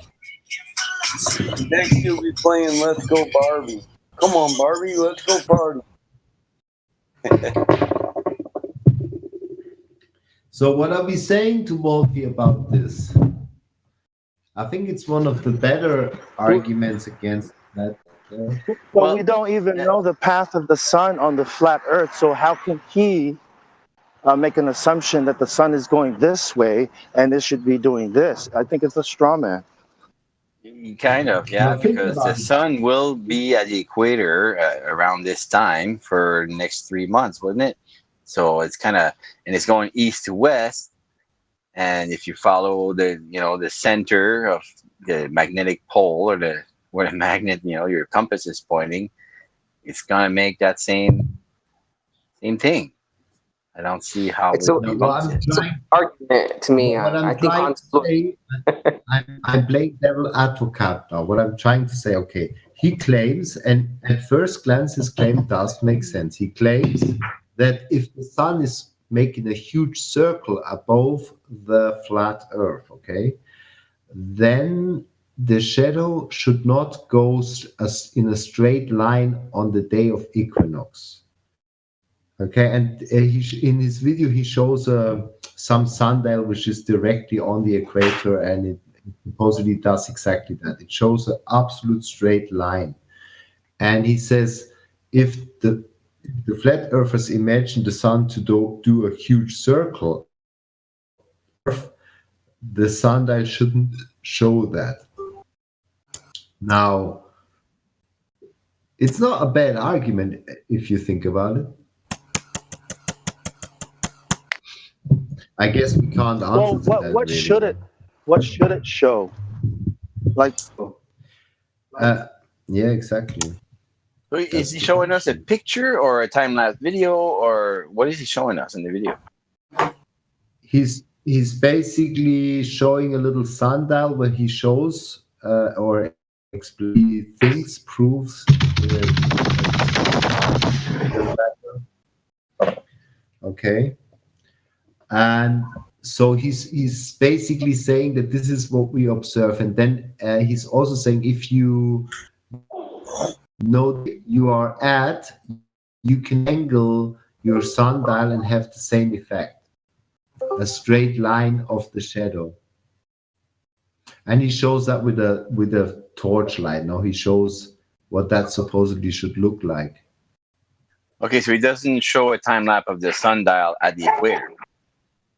Exactly. Well, do you think he's making that up? Well, I think he's I mean, let's see it. Let's see what how can we? I mean, we're literally debating his words. Like someone would have to actually perform this experiment, time lapse it, observe it, give their coordinate system, and prove that what is going on is what he's even saying.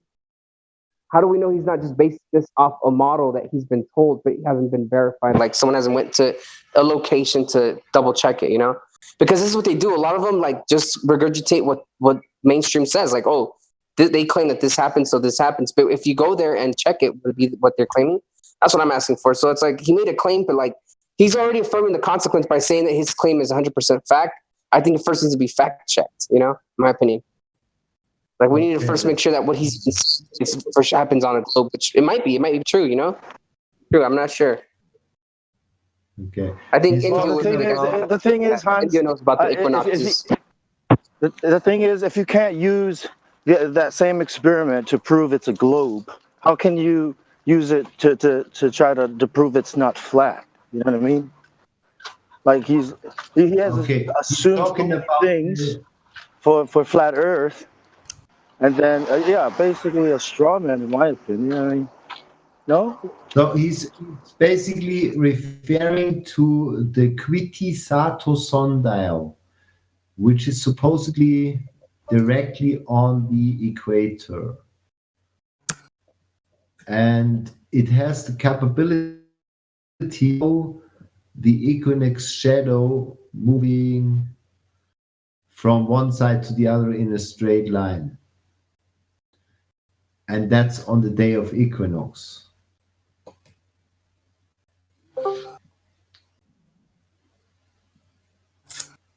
Well, isn't the equinox just coming up in 10 days?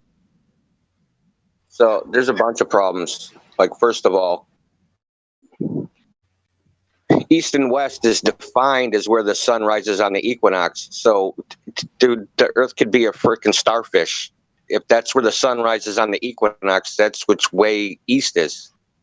The definition, it's set that way by definition.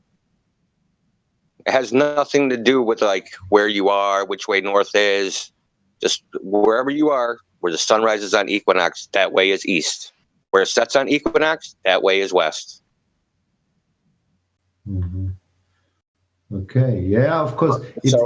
What he's saying is I dealt with this with Wolf though. He won't answer me. Okay, so if you can look in his comments, like he did a video, the equinox is coming up. I left a long thing about this. He basically didn't answer. He doesn't have an answer. So like, okay, so but if you go by like east-west on the latitude lines, right? So, and not where the sun rises, but just the latitude lines, 90 degrees from true north. The sun does not rise 90 degrees from true north everywhere in the world. That's what he's supposing, right? No. What he's saying is that the problem is that the shadow moves absolutely straight across that line. Okay, it doesn't. And he say if the sun is on a flat Earth making a huge circle, you shouldn't see the shadow doing this. Isn't that a small frame of reference? He's also assuming that, like, okay, so like think of a clock, right? Let me first complete his argument so we can scrutinize it. So he's saying, and it makes somehow what sense on the surface. He's saying literally on the flat Earth, it would be the part of a huge circle, okay? That what's the sun doing? It does a big circle, okay? And as much as one observer sees from his location is he sees a part of that circle happening above his head. And he says, now the shadow should never ever seem to make a perfectly straight line. You see what he's trying to say? Yeah, yes, I understand what his argument is, and this is like actually like a 2 or 3 year old argument, right? It is. So if you think of the circle as like a clock, right? So it's a clock. They think that when the sun's at 3 o'clock, like, so it's circling the Earth, right? So when the sun's at 3 o'clock and you're on the equator, the light should cut across that circle, right? And cast a shadow. And then as it comes around to like 6 o'clock, where it's would be directly overhead, then it'll be, it's not only going to be straight for a little teeny section. But we know that the horizon is only 3 miles away. So that the sun, you're only seeing the sun for a tiny portion of that circle. Exactly, a little part of the circuit. We're not seeing the whole circuit of the sun. That's stupid. Yeah, that's their argument. Actually, an old argument. That's exactly what I was thinking too. And when he was saying, because we're not, yes, the sun does go in a circle, but you don't perceive the circle because the sun isn't traveling. Like the sun isn't like, if it was 93 million miles sun and it was like the flat Earth model that everyone thinks that where the sun would light up the whole thing, that argument would probably work because then we'd have sunlight all day, right? And we'd be able to make that observation. But the fact that we don't have sunlight all day, how can we make that observation when we're only seeing a partial part of the sun, the movement of the sun? I'm because he's gonna make people insecure with this. I'm trying to get a feeling for this. So, how much degrees of the sky does a single observer actually see?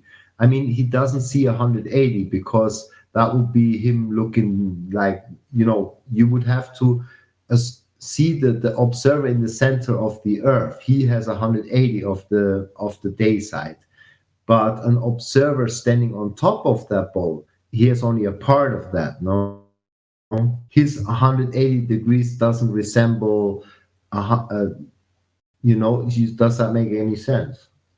You know what's funny, guys, is the more I see Wolfie's claims, the more stupid he sounds to me. Like, I honestly thought, like, when I first started watching his videos, I'm like, wow, he might have some points. But the more I look at all his arguments, I'm like, no, he doesn't. Like, he's literally making up like ideas of what he thinks wouldn't work on flat Earth, but it doesn't apply to real life because we don't see the full circuit of the sun. Like no one can perceive that because the sun, obviously, the light dims out. So the sun is only covering a small portion of the Earth. How can you see that full circuit? So to me, it's like if he would have thought about this a little bit deeper, he would have figured it out. But I think what he's doing is he's just trying so hard to debunk flat Earth that he runs with any little thing he thinks of right away, and he runs with it. I'm starting to kind of see that with him. Yeah, he applies his own version of the flat Earth and then proceeds to debunk it. Basically, it's a straw man. Like, that's all he does is straw man. He doesn't actually try to go and figure out how the flat Earth would work. He just does like a naive, simplistic third grade geometry, and then he goes, "Oh, it won't work on a flat Earth." And also the sun would work the same way on the globe anyways. If you think about it a little bit, on the globe, it do the same thing. Look, let's be a little bit more constructive. I want to get to the bottom of this. So can anybody tell me theoretically from the globe how much of the day sky, if the sun is directly above him, how many degrees of the day sky he sees actually? Hey, was there when the sun is like? Was this on a video you watched, Han? If so, can you link it so I can watch it? I did link it already. It's just I'm trying to get a feeling for what he's trying to say. It's in voice text. Michael J. Smith. Just scroll up a little bit. I see it. I apologize. It's a bit hard. Does anybody know that answer? Like, how much on a globe, how much of the day sky I actually see as an observer?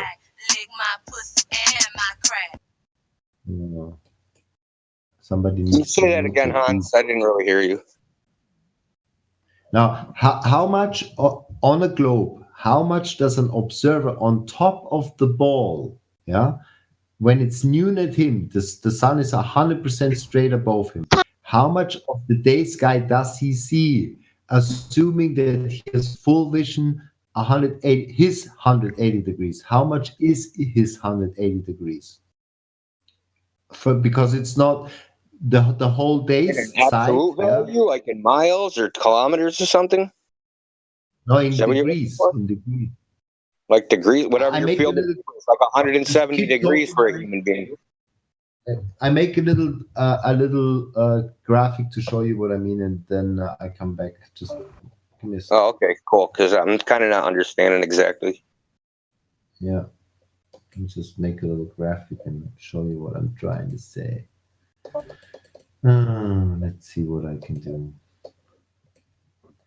Okay, if this. Say flat Earth is accusing globers of not real science. Let's take a look at the definition of science. The intellectual and practical. I don't think he's done a very good job of demonstrating and showing what he was talking about. I mean, all he shows you is the sundial. We don't see the sun. You can barely even tell whether it's outside or not. It's a claim, dude. He never does, dude. Wolfie never shows anything, man. He just shows this little teeny thing. He never shows the environment. Like when he proved that, like supposedly that This is what is that demonstration thing? The of telescope thing. Yeah. The equatorial mount, right? So he shows it like spinning in a circle through the, like, pointing out a window, spinning in a circle. Gets dark, you can see the light's not coming through, and it keeps spinning. But he never shows the sun through the telescope. He never shows anything. He just shows the freaking thing spinning. That's it. In a room. So There, no offense, but if you buy it, it doesn't demonstrate his concept. So before I actually debated the ideal that he's presenting, I'd have to see a demonstration of it. And in that video, I actually don't. Show me on the equinox wherein the shadow you say will be present is present. Otherwise, you're just blowing hot air. Okay. It's gonna take a moment, guys. I'm just preparing what I'm trying to say. Because Duke demonstrated what he was saying with a flashlight and a homemade sundial.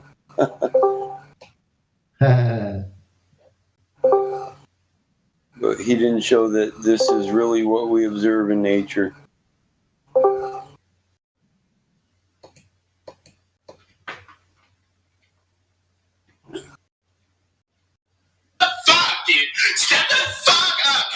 What it is, or what's up?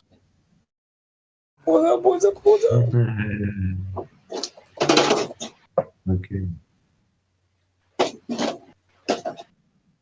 The mixer got mixed.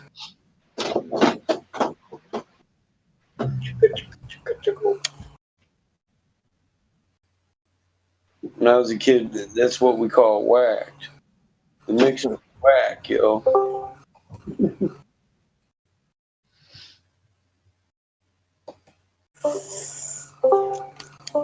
Of course, we're usually standing in a circle when we talk like that.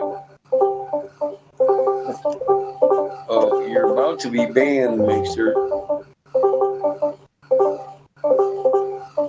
Alright.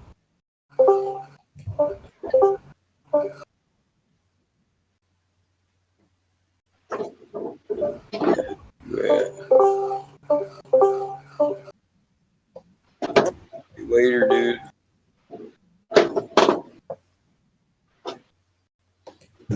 How can I show? Fucking SJWs. someone must really not like that subject matter, man. No, that was the Mixer trying to shake his mute.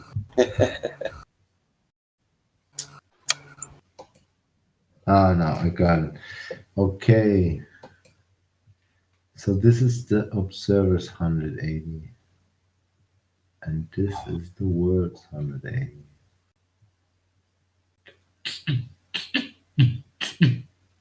Maybe this way I can explain it. So how much? Shit. Oh, tough shit duplication I need here now.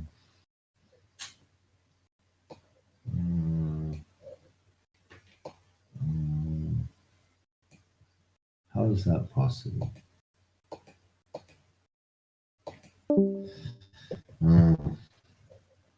This is tough shit. Okay, there you go.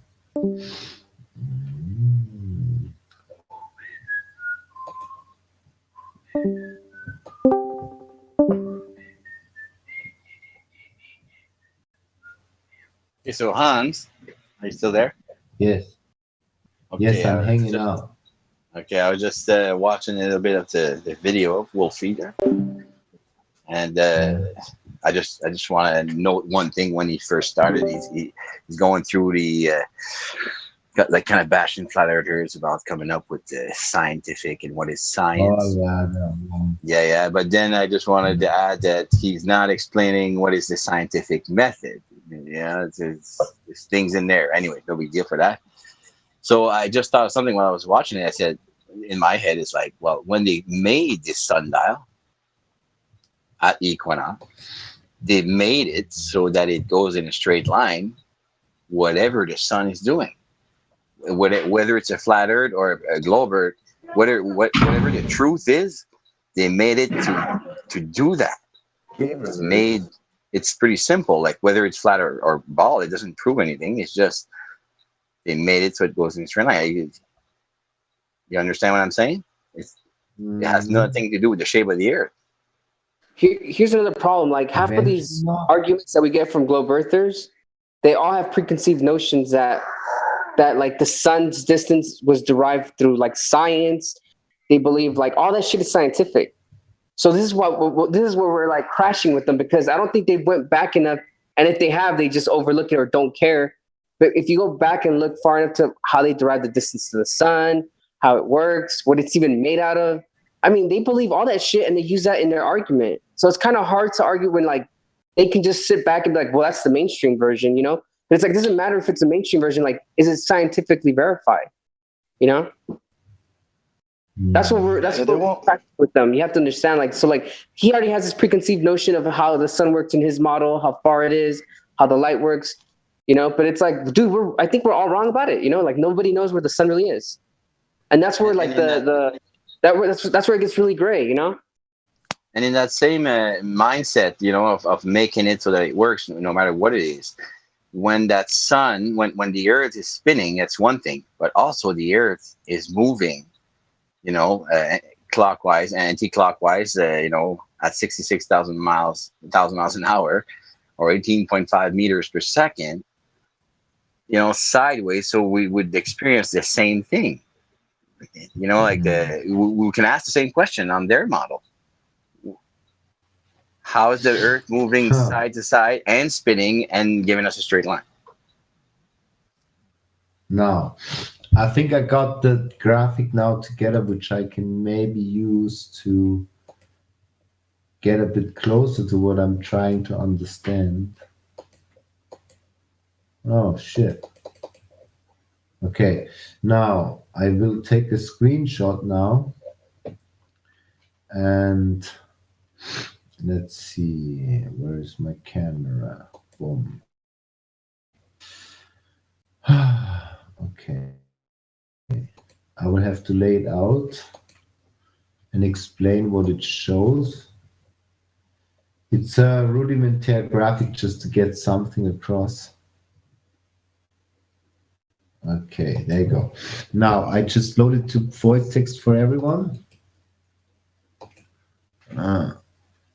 Obviously, that's going to be like me trying step by step to get closer to the problem. I don't know if that would, yeah, like, so imagine the blue, the light blue one is the Earth, okay? And the center of the Earth is basically like half of the Earth is lit by the sun, no? So this green circle is 180 degrees of the real day Earth. Now the blue circle, yeah, is the guy standing on top of that ball. Basically, so how much of the 180 degrees real day is actually how many degrees of that is what the observer in best case could see on top of that ball? Does that make sense? So how many degrees is that part here? That part of it. I think there's Jeremyson that kind of had an idea on that when he said makes sense to me. He didn't demonstrate it, that it exists in nature. So unfortunately, I'm not so good with graphic with this kind of, because I don't know how I can put like a degree scale in. Otherwise, I could read it now. I could see, because that the 180 degrees of the observer on top of the ball is basically only part of the 180 degrees of the real day. You see what I mean? So now if we can determine how much degrees an observer could theoretically see in best case, if there are no mountains and stuff in his way, if he would literally stand on the surface of some water or what, and had 180 degrees to both sides. And like I go to this thought because Jose rightfully said to me, well, how much of the real movement of the sun does the sundial actually pick up? How many degrees?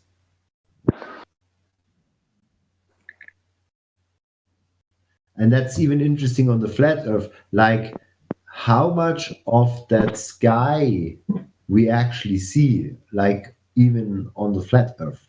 How much of that circle is, you see?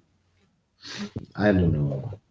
I think, but anyway, Wolfie will confuse a lot of people with that video because it sounds very clever. Yeah. Also, real quick thing, bots back online, everyone. So, Helio Skeptic, if you're listening, my question is, how often are you dropping the Discord link, and have you checked to see if it's a valid link? Because Stock did get rid of a lot of them. So, just for future reference, make sure that the link that Nightbot is dropping is a valid link.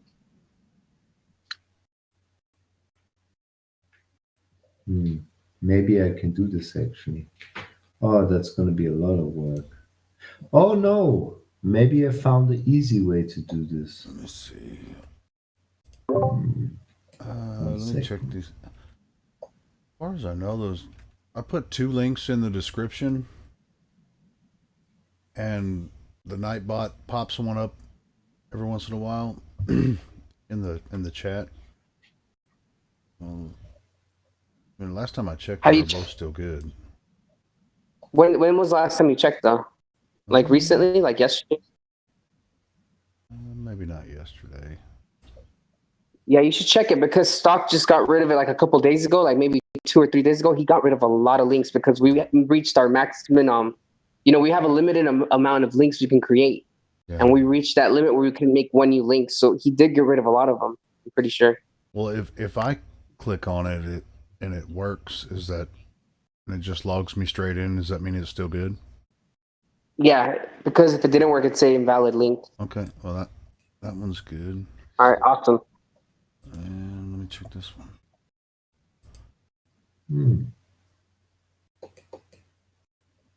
Yeah, they're both still good. There's 2 links in the description, and seem to be both working. So 27 to both sides. That's interesting. So 1 second. I maybe have the solution. I can maybe tell in a second how many degrees he can maximum have. So 2 times 27 is 54. 180 minus 54. So 100 minus. Oh, I just got a brilliant idea, guys. So this has nothing to do with flat Earth. This is just to do with like a little problem we have with Jaren. Jaren hates getting pinged in the admin mods, so he has senior moderator. So what if we just took the ping off senior moderator and just made it so we could tag mods and then take away his model role and just give him senior moderator? Wouldn't that solve that issue so he won't get pinged? Right? I guess I'll just do it.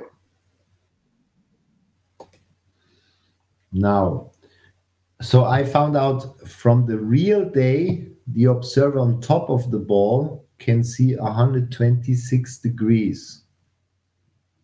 If he were to stand on a surface with nothing hiding the horizon. I'm not sure if that's true, but okay, that shrinks down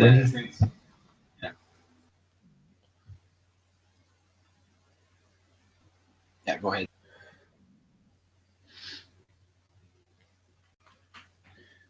But that's the point. Does he actually see?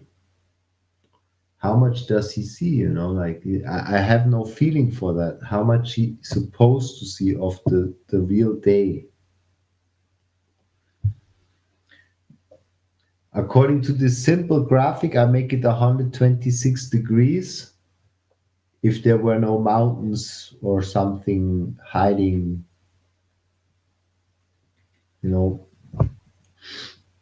stuff. And also, I just got to add, there is another equation. There's something in the equation here that the light of the sun comes in through different, mediums and bends or change, refracts through these mediums and shows us a I straight think line, a flat Earth. I think what he's trying to get at is basically that this straight line, supposedly that shadow produces equator on equinox day, and he also claims in the video, if you create a little sundial and shift it enough, like angle it towards the equator, you will get the same straight line on your sundial if you know the right degrees where you're at, and you would elevate it correctly or angle it correctly. And he's trying to get at that we couldn't have a straight path of that shadow during that day. Because he says what you would see on the flat Earth is literally part of a circle, no? But then again, he doesn't account that the flat Earth has also an atmos plane, and there is also possibly refraction involved. And maybe the dome does something to how we perceive the sun as well. And I mean, also the globe Earth has refraction and bending of light in effects also. Exactly. So I'm trying to get closer to his argument, because I'm like, at first glance, and simple people will fall for it. Say, yeah, see, this is it. The equinox sundial proves the flat Earth wrong, and they will run with it.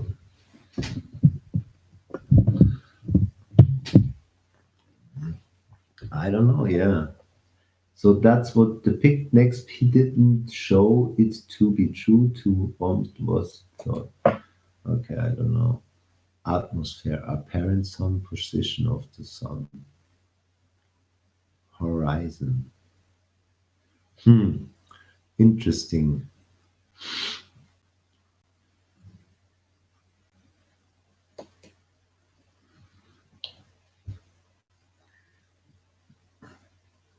Is a day on the equator exactly 12 hours long at equinox? I was just asking that question myself. I'm thinking maybe it's the longest day of the year for them. Is that a possible? Hang on a minute. On the equinox, the day and night are supposed to be at their most even point, equal. On the equator, at the equinox. But no day is exactly 24 hours. Or so it should be 12 hours night or 12 hours day. Cylindrical day. Solar day. Yeah. 23 hours, So like 11 hours and some minutes. Yeah, celestial. Yeah, that's right. But the problem for me is he didn't demonstrate this to be true, so it's only a concept. It's not a fact. It's a postulation. And the sundial existed way before any globe existed. So The it's meant sundial to work on a flat Earth anyway. So Yeah, it was based on a stationary Earth. Sundials were designed off a geocentric model. The Earth didn't move, the heavens did. yeah, so For me, it's all those just people. It's a bunch of BS until you show it to be true. Yeah. Well, eventually that's what he's gonna do now on equinox. He will, let's see if I find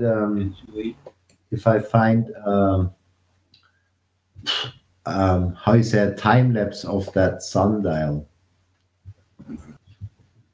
Yeah, that'd be interesting, but it would probably go to a straight line anyways because it was built that way. Whether it's flat or round, now they still have to prove curvature. They still have to prove how water can bend and there's pressure beside the vacuum. And there's other things there in gravity. So that's kind of, like you said, straw man, and it doesn't prove anything.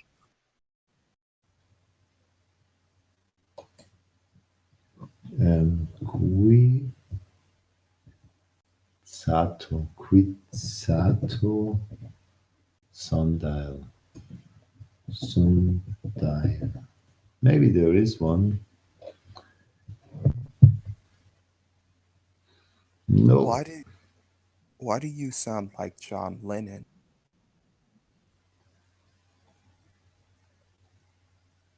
Have you spoken to John Lennon before?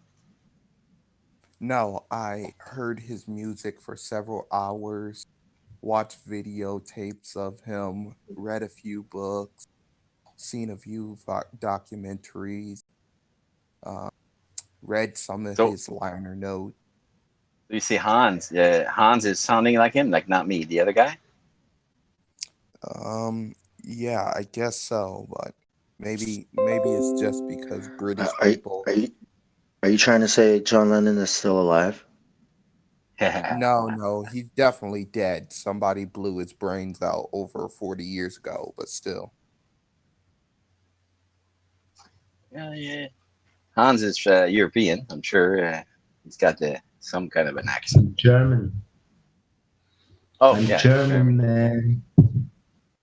The Beatles, they were kicking it in Germany for a while, Hungsberg. Yes, that's when they started, isn't it? Yeah. Somebody threatened to fight me on another server, on a vegetarian server, and I told them to drop their address, and they actually did. Wow. Got beef. Got beef. John Lennon Yeah. was shot in the back. Are you saying a vegetarian asked for beef? Pretty much. It's a little odd. Those vegetarians are so self-righteous. Huh. Social justice warrior. Who's that guy that we were talking to Syndrome. like yesterday or a couple days ago? He was going on and on about the vegetarian. I forgot his name.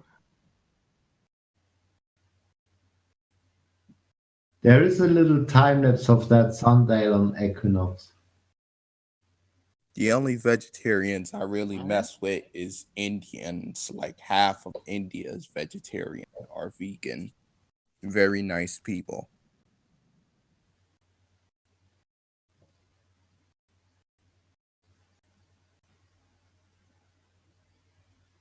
But no, really, what evidence do you all have that 9/11 was an inside job?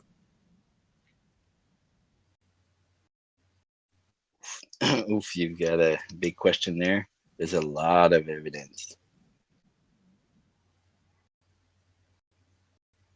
That looks weird. Such as?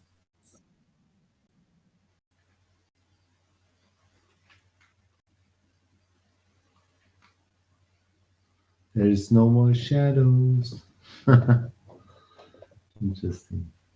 I mean, dude, there's only like a whole fucking like text channel just full of like 9/11 evidence you could look at. I mean, we're not gonna hold your hand through this. I mean, come on. Get real, like educate yourself.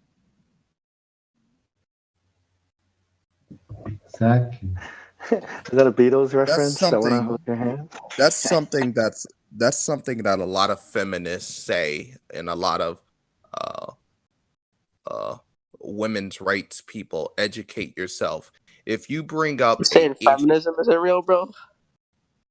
well, yes, it's real. It's been real for like 200 years, and with very, very, very strong effects and shit like that. Actually, it's so good at its targeted goal that we still have a college with full of women, like over 50%, and they still have female scholarships. And we have women getting children over like 90% primary custody, like 5 days a week. Men only getting two, and they still say that women are oppressed.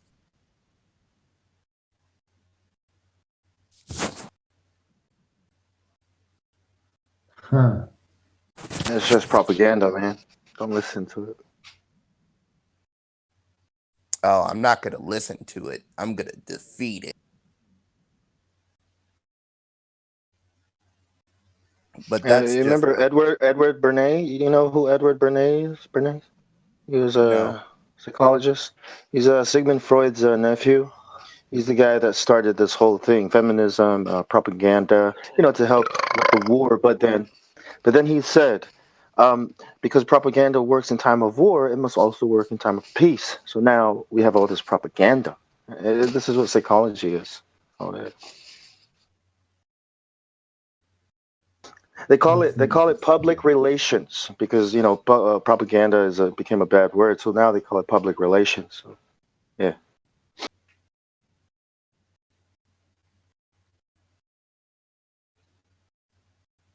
Don't believe the hype.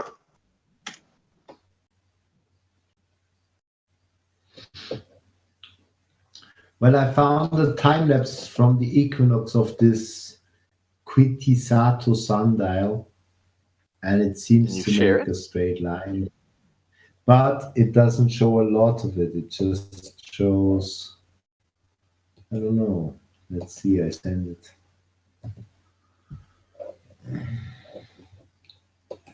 Maybe it shows like the length or, yeah,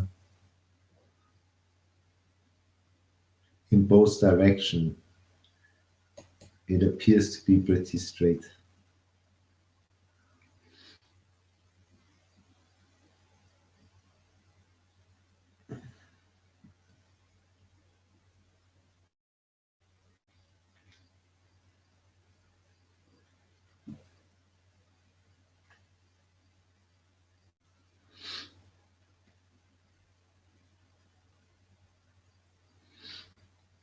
I love how we So got all that's these what he's like. doing. I love how we got all these 911 inside job, 911, blah blah, and then out of nowhere it's like Al Qaeda did 9/11. Yeah. We gotta change the guy's name. I think 9/11 was an outside job, inside job, in the middle job Oh, because it went everywhere with the buildings. Like when it fell down, it killed a lot of people. yeah. I just don't believe the mainstream version, like the whole NIST report. I don't believe that. They don't even talk about World Trade WTC 7 in the commission, the 9/11 Commission report. A lot of people don't even know about that building. That building fell due to office fires, and it fell off. It fell at free fall speed too. And it just happens to be where where I believe I think something to do with the money that went missing. That's where I guess it would be, or shit that they would know about was there. I don't know, something like that. I really 9/11 was like one of the first conspiracies I looked into, man. It's been such a long time. Yeah. So Hans, just to come back to the sundial, it would be difficult actually to confirm and prove this from like from 10 o'clock in the morning to 2-3 o'clock in the afternoon. There's only a small shadow. For a period there's no shadow, and all of a sudden there's a small shadow. So in Yeah. those times, you can't measure if it's making a curve or not. Yeah, So there's like I perceive the shadow on the ground in both directions, maybe a little bit more than the length of a man, or I don't know, like maybe 1.5 or 2 men, maybe 5 meters at best, at yeah. the max. So in When both you cases, start, whether it's flat or whether it's a ball spinning, it would be very difficult to be 100%. Measuring like, oh, it's a little curving or it's not. Like, I mean, the ball Earth is traveling in space at 18.5 miles per second. So that would also be in the sundial. Like the same happens both ways. yeah, I mean, I would say that the shadow from one side to the other is maybe a way of 10 meters, maybe 15 at best, and that's what we get here. But to be fair, it seems to move straight on that line on the ground, pretty much straight. It's not very, it's a bit sketchy as well. It's not very Yeah, and for a very period of bright, 2 hours, obviously. there's from 11 to 1 o'clock. There's actually you can't pretty much measure much shadow at all. Like it's right there. You can't tell which direction.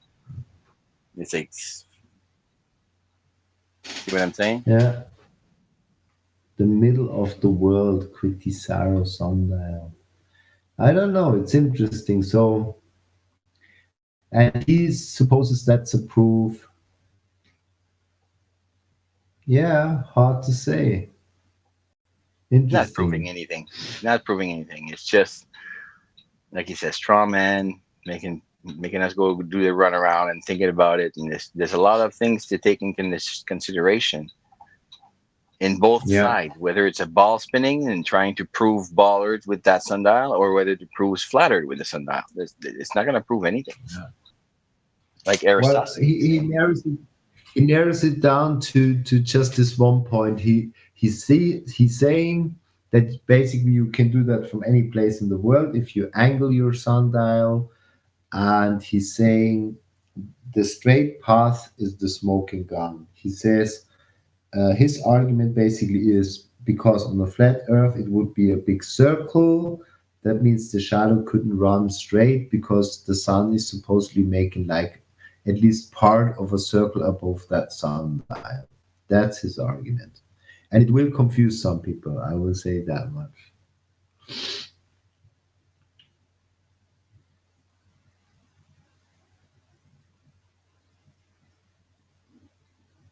Boom.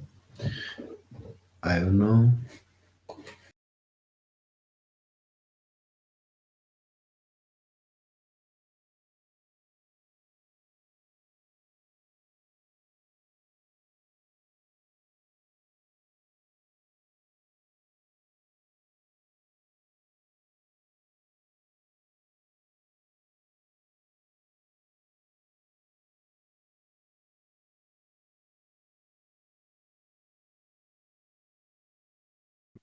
I would just, say to him that it doesn't prove anything because it was built on a flat Earth mentality, stationary Earth, and the sun is moving.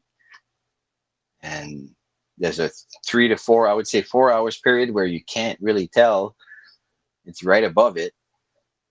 And then the lines were made so that it works, like so that it's straight. Like, I mean, like, I found a video of that sundial which shows a very long shadow, actually. So that video, to be honest, wasn't from Wolfie. It was my video I pulled up. I was seeking that sundial, and there was a more brighter day. I guess it's not equinox, but the shadow is pretty long as well sometimes. So my time lapse I send it is not very long, actually.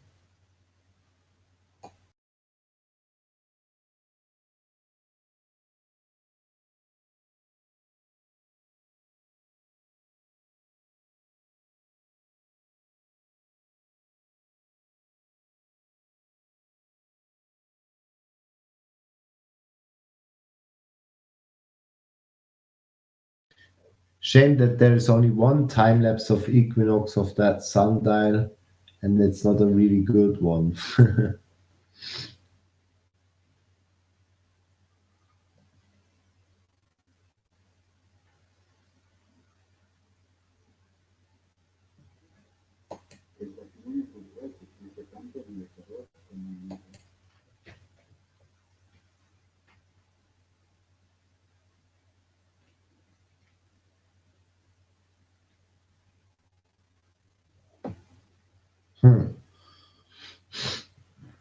Kind of curious to me.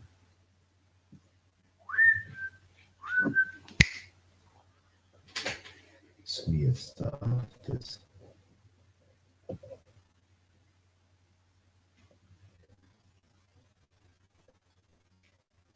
I don't know.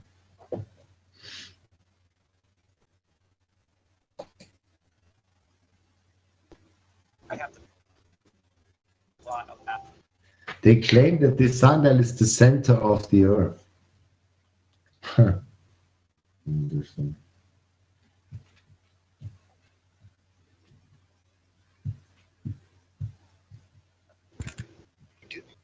And we actually have this for century, and we can look at two stars and compare them.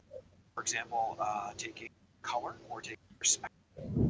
at each one. The flat Earth was an inside job. Pattern of light. There are chemicals in the atmosphere of a star that absorb certain colors of light. It's map that out.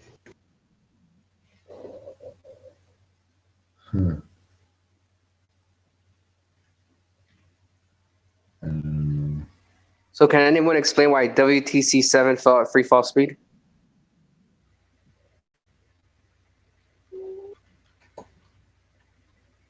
Yeah.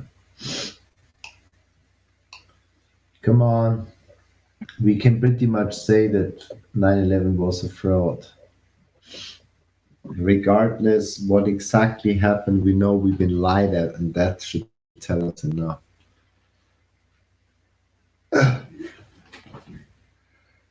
My personal opinion about 9/11 is that nobody has the complete truth yet about that day.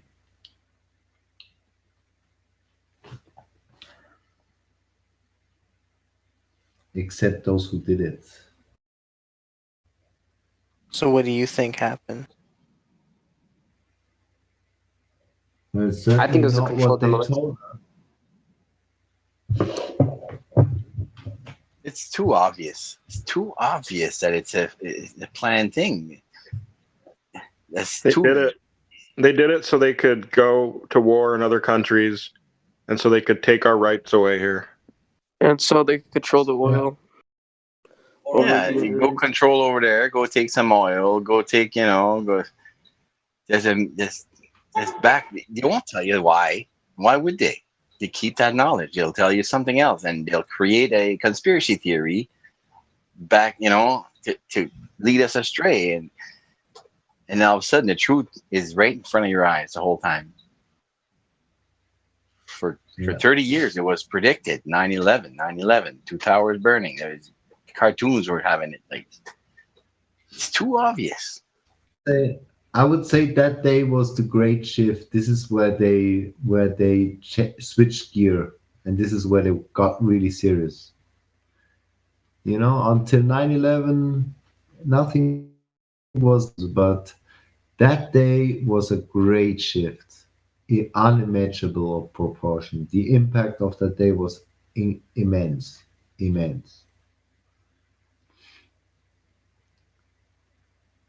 It changed everything.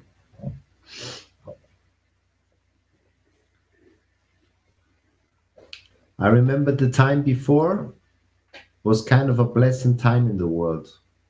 It was not so bad, and this day shifted everything.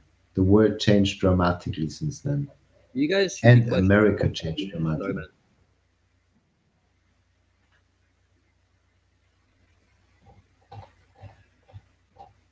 You guys should be questioning At the very why they're least, attacking Muslims. Ask that again. We should be questioning what? Why they're going after Muslims and why they're continuing to go after Muslims. That should be a question. Why? What? You know what I think? At the very least, even if 9/11 would be, and it's impossible, what they tell us it was, they used it to the maximum of it. They used that day to change and mold everything in a different direction. Hey guys, want to see something really funny? Go to and there's this guy named Jin. A long time ago, about a month, maybe ago, he asked me for admin, so I gave him PA and I told him about admin. So right now he's asking me like, I have been here long enough to be admin, and I was like, I gave you PA already. He's like, I mean real admin. I'm like, you got to put in time, some work first. So he actually thinks PA stands for possible admin. I forgot all about him. That's funny, isn't it? Why does he want admin anyways? Like, what's the reason for that? That's weird. A lot of people just, I don't know. Some people just want to be admin. Some people want to destroy the server. Who knows? When people ask for admin, I give them possible admin, which is possible agent, really. Jin. He's a Jin. Yeah, like I didn't really question it myself, but like the whole 9/11 thing, when I was brought it, like I was wondering why blame it on the Muslims? why do that and why continue like every day, like still to this very day, they're still like focusing on Islam. And that's a big question. There's something in it for them too. You know how No. Osama bin Laden was friends with Bushes. Yeah, but but that's like Because he doesn't represent Islam. Like because they want to destroy Islam and Christianity. They want us to fight and destroy each other, and then it'll just be them left to rule. So yeah, they're gonna attack both of us. Yeah. you know, I was doing some math, and I know this is like a lot of people would say this is like irrelevant, but Islam is the fastest growing religion in the world, and Sunni Islam is the biggest religion in the world. Now, if you don't focus on that, like even Christianity, I'm sure Christianity at some point was like fastest growing and biggest at some point, and then when it hits a point where it gets like you start realizing, wait a minute, what if it's constantly expanding so much that everyone becomes like either like Christian or Muslim? You're not going to have any control over people anymore because, well, they're not going to believe you. They're going to believe in something greater than man, which is God. But then, and when we speak to a Muslim that is into the Quran, he says they are Christian. The Quran speaks more about Christ than anything else. Yeah, it does. So the Muslim, so the Muslim religion, it does involve Christ, and it's just the definition a little bit about Allah or God, and then Muhammad comes into play here as a prophet, but they don't deny the existence of Christ. Yeah, no, because we believe in like Jesus was a prophet, but we don't accept the Bible as the word of Jesus. We believe in the Injil, which is the word of Jesus. Yeah. So kind of intertwined, but also if you from certain research on the other side is that how or who created the Quran? God who put that? God did because God. Because But then there's another research that says that the Jesuits, indoctrinated the Vatican, and the Vatican, created the Quran and made Muhammad, here, you come out with that, and here's our plan. How would they create Muhammad though? Like if there's like historical evidence that Muhammad existed and that the person that he was before Islam, like there's so much information. Like for example, like the whole idea that the Vatican made him, like he was a part of like a pagan city, and he was quote unquote like, oh, I'm gonna say quote unquote to you guys because obviously you don't believe in it, but he was revealed the Quran, right? So he started revealing the word of Abraham, and then all the pagans around him were like, "Get out of our town!" Like throwing stones at him and stuff. Like this was his people. Like he was married to like some rich woman in that area. So But then, what about the story or the research has been done that Muhammad couldn't write or read? He couldn't read or write. He was not rational. Wow, he was what's that word? Illiterate. Illiterate, yeah. And all and then so that's where the premise is of, if I'm the Vatican and wanted to control the world and I can't have control over these people, let's put someone in the head of this, like Muhammad. Like, okay, we'll take you, we'll give you this, you come out with that, here you go. And now they control that religion, well, without people knowing that it's them at the top. That's been disproved like we believe because of the Abu Catholics Bakr. believe the Pope is the guy, but then there's someone else behind the Pope who's the Jesuit order, and then he's telling the Pope what's going on. Here's the thing, like there's a good argument to make, but here's the thing about the Quran, like it makes challenges to people. It gives people challenges to prove, like if it's not from God, then you will be able to disprove this, and this, right? That's what it says. But regarding like Muhammad being illiterate, the Quran, like it was revealed by mouth, so he had like thousands of followers, right? So they were just over like was it 23 years? Like he would just reveal it over 23 years. Every time he would get a revelation, like everyone would remember it. And the thing is, like after that, like they didn't need to write it down because this is the thing. Like these people back then, when I mean, if you met a prophet, like even if it was Jesus or Muhammad or whatever, like even if you believe in them as God, you would literally listen to them. Like you would take it to heart because it's such a big thing to say that you are this, and if you believe it, it's and they're right in front of you. You're gonna take it more serious, especially in a world that's just filled with nothing but pagans and no one's believing in this entity that you are. So these people would literally just remember it word by word, and then it can be proven like today that there's people that remember the whole Quran, like just by word. They don't even need the book, and that's how it was passed down, and that's how Abu Bakr collected, the Quran, and it was like preserved, per se, quote unquote. And it can be questioned. You can say, like, yeah, but how do you know it's preserved? And that's why Allah in the Quran gives you challenges to make sure that it's preserved. So you can challenge to make sure yourself to see, has it been preserved? Yeah, I see what you're getting at. So in the other sense where God exists and there's a Satan involved, Lucifer, whatnot, the dark forces, there's a obvious possibility of one of them is obviously there's only one true, truth. So there's only one of them may be. And it's not to disprove or prove one or the other. It's just that one was brought in after, and then one is older, one is prophesized, and then these prophecies came to be. And, like the Bible or the known Bible we have today, now there's extra work we need to do in this because the compilation of all these scrolls, like 300 years after Christ, they compilated, a bunch of religion, a bunch of people came together and said, let's choose what's in our belief. And some only took the first 6 books, and some took all these books, and some deleted those books, and some that's not in our belief, and that we don't put that, we don't put this. But all these are scripture. They're hidden. What's hidden? So, like in the what's hidden?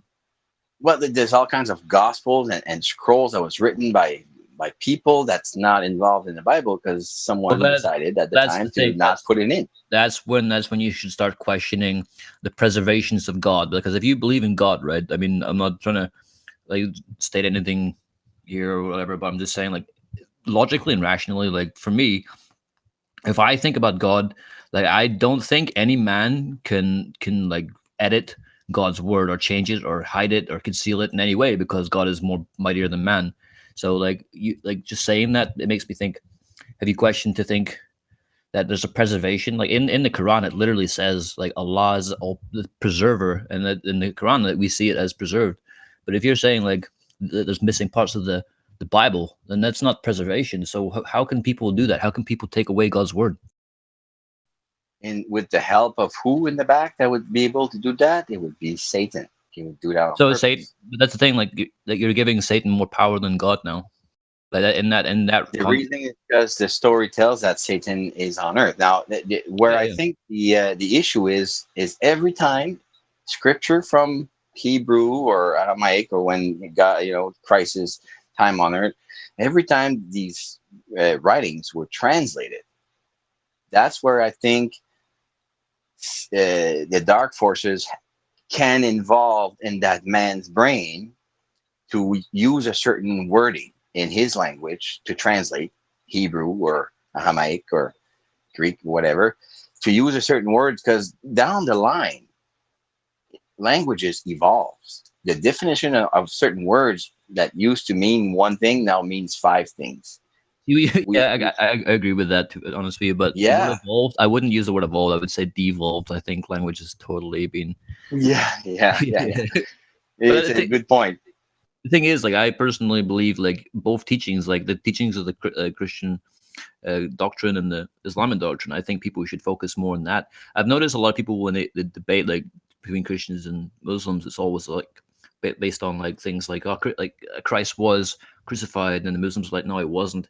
But in reality, it's mostly down to the actual teachings, what Jesus taught and what Muhammad taught. And if people like look at these teachings, like, both of them are actually pretty much saying the exact same thing. Like, even, yeah, sure, they have differences in their history, but the teachings are pretty much the same.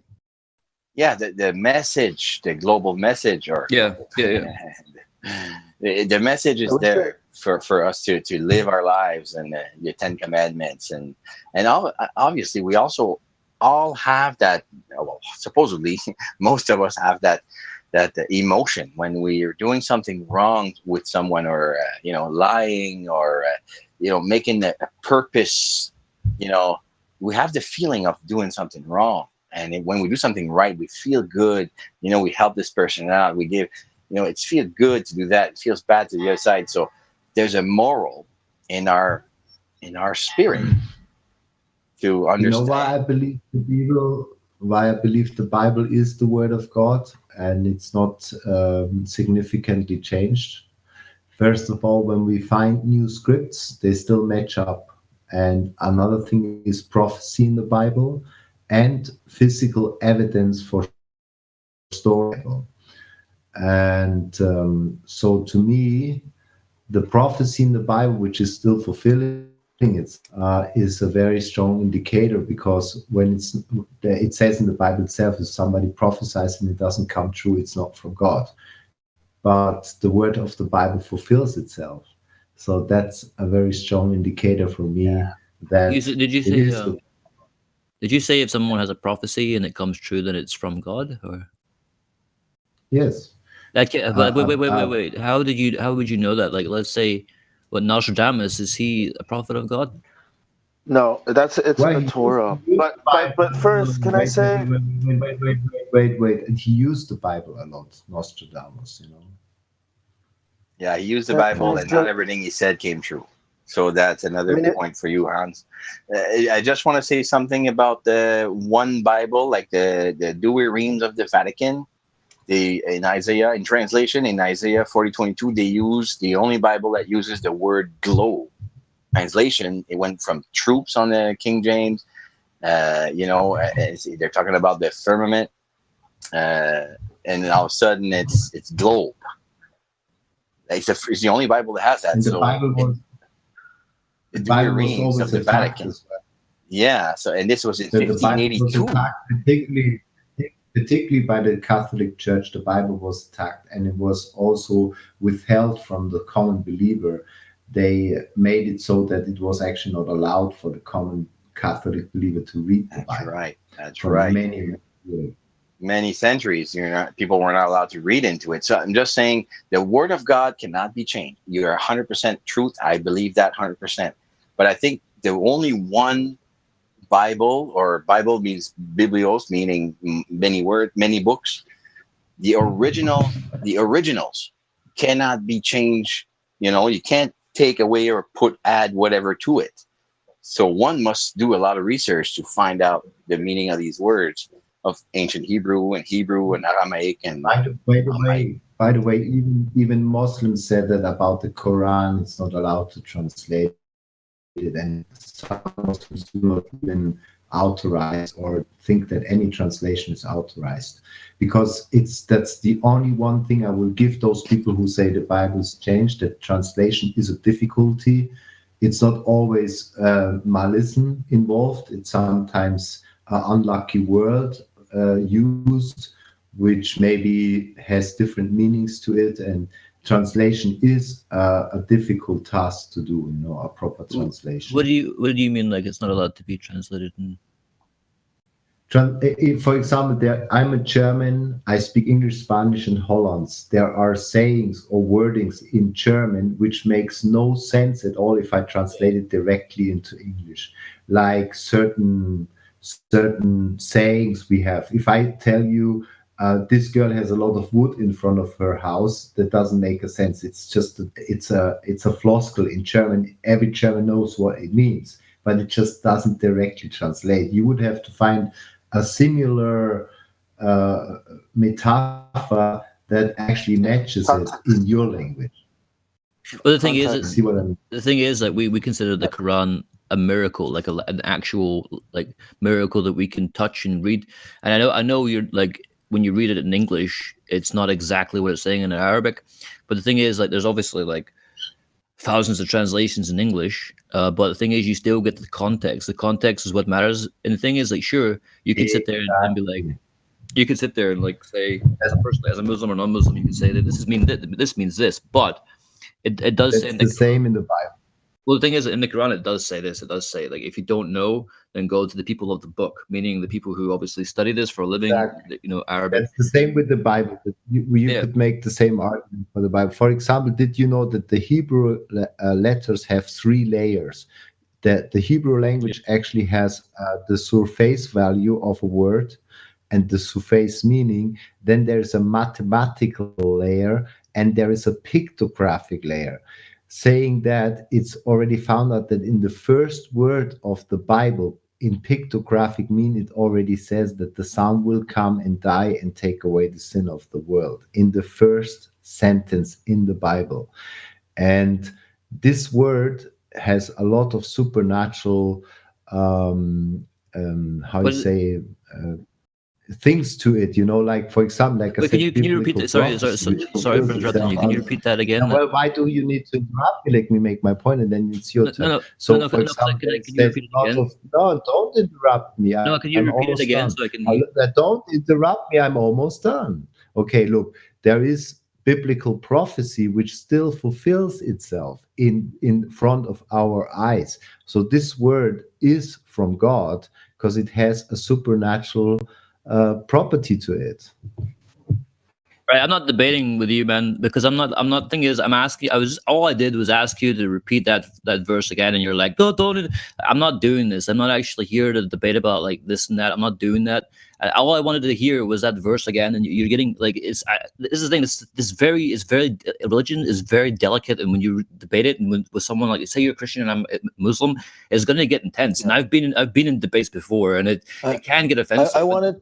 Don't want Yeah, that. I don't can want I that. just interrupt real quick? I wanted to say that because we know they're trying to get us to fight each other, that we be very careful and kind of like, just discuss open, what I mean, without the emotions, because Yeah. it does. It seems that this is exactly what they want us to do, is to fight and get emotional about it. Thank you. I'm not emotional about it. I just wanted to finish my point. Yeah, Now, that's fair enough. The thing is, like, it is important to seek the truth, and to see if what is actually fact and what not. Also concerning those words, concerning the Bible. And I'm telling you, I found evidence, physical evidence for stories in the Bible that gives it another, how you say, makes it believable. And so there is evidence that the Bible is supernaturally inspired in many ways, but I cannot just, Yeah. I trust you. I trust you on that one. I mean, I was an atheist for 12 years, and when I turned to Islam, like I didn't believe it straight out. Right, I actually had to rely on my rationality and logic, and I found evidence as well, like you did. And I found like scientific evidence. I found a lot of things, but that's not gonna, that's not gonna change my mind about this. That's why I asked you before, like the verse you said something about the sun coming, or whatever. Like I was asking, like, could you repeat that verse or something? Like it sounds interesting. It's basically in the pictographic, but you don't even see it if you just read the words. Like the first verse in the Bible in the beginning was la la la. I don't remember exactly the wording. And if you look at the pictographic layer of the Hebrew language, because these letters actually have a pictographic meaning. It's a hieroglyphs, the Egypt's language, So if you look at that layer, you find the prophecy of the Son coming to die for the sins of the world in the first sentence in the Bible. Right, but the first sentence of the Bible, you said the Son comes. I think the first sentence in the Bible on the surface says, "In the beginning, God created heaven and earth." That's the first sentence in the Bible. And also there's another thing. The names, or every name of the first people who were born has basically also a meaning to it. Like, and if you take the first names, it also has the same message in it, in the first book of the Bible. So there is hidden information which is not on the surface of the Bible. It's like you have to read into the code of the Bible. Right, because I mean that makes sense, because it's the same like with the Arabic and the words like and all that thing. Like obviously, like Hebrew has different their different mythology or whatever. But the thing that you said, like you were saying that Jesus or the sun comes, like we believe that the sun's coming back, like, or like as you what you refer to the sun, like we believe in Islam that Jesus is coming back, so that wouldn't go against us. Does that make sense? Yeah, absolutely. And Yeah, by the that's right. way, in spiritual terms, the Son is actually the Word of God, like the spoken, the live Word of God. And another thing which makes me believe in the Bible is that I successfully did and saw other people doing it, using words from the Bible to actually receive healing and receive freedom from possession and stuff like that, demonic possession. And so this word even is alive, and it even has authority and power to it as well, certain parts of that word. So it seems the Bible is not a religion, it is basically a revelation of the true nature of our reality, and what the position and the power of God in this reality is, and what the role of Satan and man and everything is. I have to agree with you there, because that's how I see the scripture, and God is not a religion. How do we explain, for an example, like, Islam? There's radical Islamic that, you know, supposedly do all these mass murders and whatnot. Like, how are they deceived by Allah They're or not by the deceived by people who Allah. They're deceived by the shaitan. By who? The And shaitan. also, yeah. also They the are Bible deceived. So explains there are two kind of. First of all, there is the written word of God, which is somehow like a framework, but there's two different words for this: the Rhema and the Logos. Bro, I'm The sorry, I written can't word of God. understand you. Please take off that accent and speak like a normal person. What? Sorry, Take off the man. accent Like, and speak like a normal he's person. cool, man. That's how he speaks. Let him speak. okay. Okay, and the Rhema is basically the word of God, actual, which he can speak into a momentary situation. It's He can actually also alive, speak and proper English. because basically, can you just shut up, man? What the hell, man? Okay, I muted him. basically what it does according to the Bible, the word of God is alive, and the Rhema can actually create things. That's the kind of word, according to the Bible, he used to speak things into being which are not there. He said, and it was. That was Rhema. That was a life word. And the logos is basically, for example, all those laws and stuff. It's basically like a framework of orientation for mankind. But it speaks, Can I by can I the ask way. something? Like see, like I believe some things in the Bible like are true. Like there are a lot of things in Genesis that I was like looking at and I was like, wow, that's beautiful. Because there's no way a man could know this. Like there's no way. There's absolutely no way. So I know because it says in the Quran like like the Bible is it's from the gospel. But the thing is, I believe that that there's a lot of things in the Bible that are true, but just because one thing is true doesn't mean everything is true. And I took the same approach with the Quran. Like, just because I believed I saw this to be true, that to be true, I didn't just accept everything else to be true, because I know that people could literally use, like, I know, I'm aware of magic. I'm aware that people use uh truth and lies, and they put them together, and it even mentions it in the Quran that people actually do this. They've been doing it since, like, they even do it with the whole earth thing. It's like they'll show you the truth, but then they'll cover it all with lies, and then it makes you think. It makes you think. Like, if I told you, like, let's say I told you information about like flat Earth, you didn't know about it, right? And I told you about soy and how this does like all this damage, and then you found information. Everything I was saying was true. And then you start thinking, this guy, he's got a lot of truth. And then I start go, all right, I've got you now. I've got you.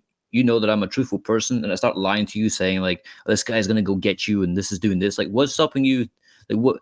When would you stop like studying that everything that I'm saying is true? You might just, I mean, there's majority of people will just literally just go, right, because he said That this is truth, and everything else he's saying is truth. because they're not showing how God tells us to test all things, make every man a liar. But it doesn't mean because he told you 10 truth that you don't test the 11th one. You have to go check that out every time. Yeah, everything has to be. Everything has to be. Everything has, yes. And also, you probably know it. I'm sure. I think you do. The Quran also tells us that the Earth is a flat plane, stationary. Yeah, but I've also heard people say like they've explained that to be like a turban wrapping around, like because they use the word, like they say it's using the word wrap. I don't know Arabic, so I can't know for sure. I'm hoping to learn Arabic to know. So I mean, I have looked at that and thought about that, and have considered greatly that it could mean that the Earth is flat for sure. Yeah, when it What would you stretches the say? Earth like a rug, like a carpet. Yeah, so a carpet is not a ball. But that's like I was saying, what was would you English. say? Ibis, what would you say if I told you there is physical evidence for the death of Jesus Christ exactly the way the Bible tells he died, and for his resurrection? I would ask for you to show me, and then I would be happy for you to, I would be like, all right, cool. Then if I see it, and then I can take it, and then that's it. That's me. I would just. But then again, Hans, he doesn't deny the existence of Christ. He knows he existed, right? As the Quran says, what is really important, I think, it is absolutely crucially important if Christ is what the Bible says he is. Yeah. And because the Bible claims one thing, there is no other way to the Father than through Jesus Christ. He says, I am the way, the truth, and nobody comes to the Father than through me. So he makes a bold claim right there. He says there is no other door, no other way, no other ground can be laid than this ground. So it is very important if Jesus Christ is exactly what the Bible says, and that his purpose was, it is important. Is that would you use that him saying that as evidence that he is like God or something? Was that how would you? No, I'm just saying if he is what the Bible says he is, like the Messiah, the one who takes the sin of the world on his shoulders, takes your sin away, because he says between God and man was sin. Basically, God cannot be around sin, and he cannot accept sin ultimately. So there was basically a wall between us and God, because he's pure and holy. There is no sin in him. And we are sinful, and there was no remedy, really, no permanent remedy. And because of Jesus' sacrifice, there was a remedy created because of his righteousness.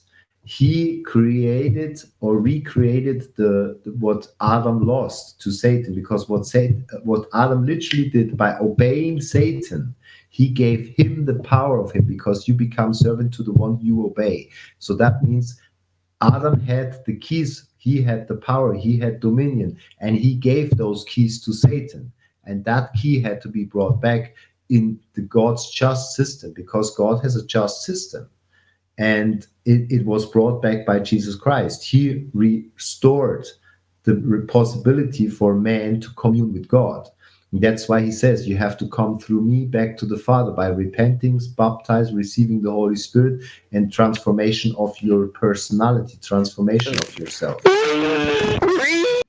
So how would that prove the death of Jesus? So like, how would you prove that Jesus has died or whatever? I was saying there is actually physical evidence for that, exactly what the Bible says took place, and you should take time. It's incredible. It's an incredible artifact about, and investigate what the Shroud of Turin is actually composed of, and what the features of that shroud is, and you will be baffled, absolutely baffled. By the way, it was called a forgery because of this carbon test. Now we know now that they took the samples for the carbon-14 test from a fixed part of the shroud, which was fixed from nuns after a burn in a church. And they took that sample from that part. So that is not valid. So we literally, in my opinion, have physical proof for the death and the resurrection of Jesus Christ, because in that shroud, there is information that shows us that the person was not only was it a photo taken into a linen, but the person moved in the moment where the linen was exposed to some kind of flash of light. That's what the scientists say. It was exposed to some kind of flash of light emanating from the body. And it created literally a hologram in a linen. It actually has three-dimensional features to it. And you can see that he moved his finger because his fingers are more than one time exposed onto the, like when you move your hand when you make a photo, then your hand maybe appear more than one time on the picture. And that's what happened on the shore of Turin. And the man who was laying in that linen had exactly every single wound reported in the Bible. Wouldn't there be on his like blood body. samples on it? It says when they're... Oh yeah. Oh yes, there are blood samples. Yeah, and they can prove that the person in the shroud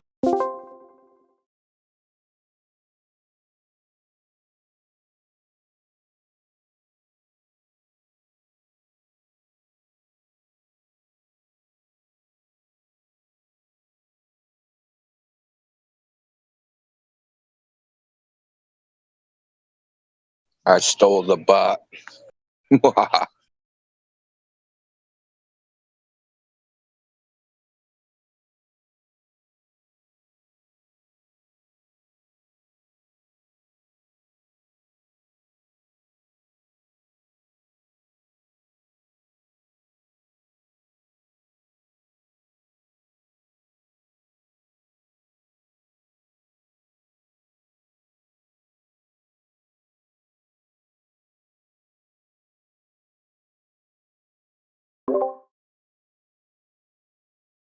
Dude, who asked him about Jesus?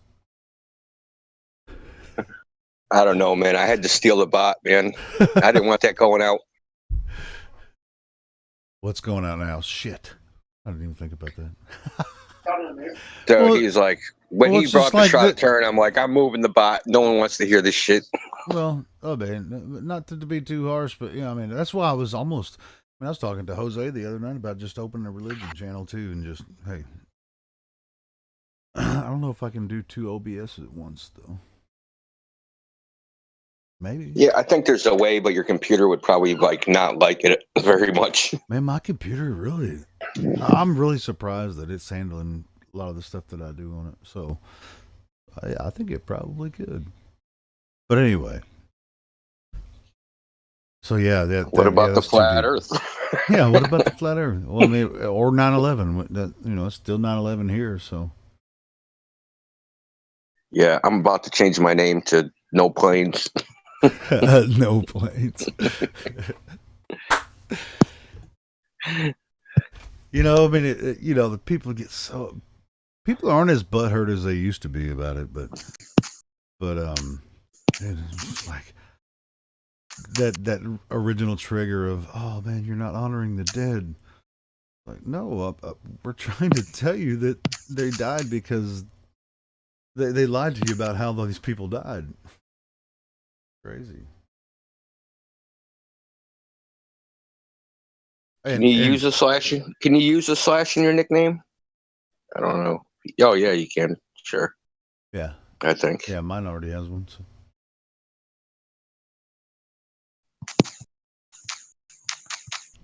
But anyway, yeah, that Sean G incident earlier. Were you I listening? I missed it.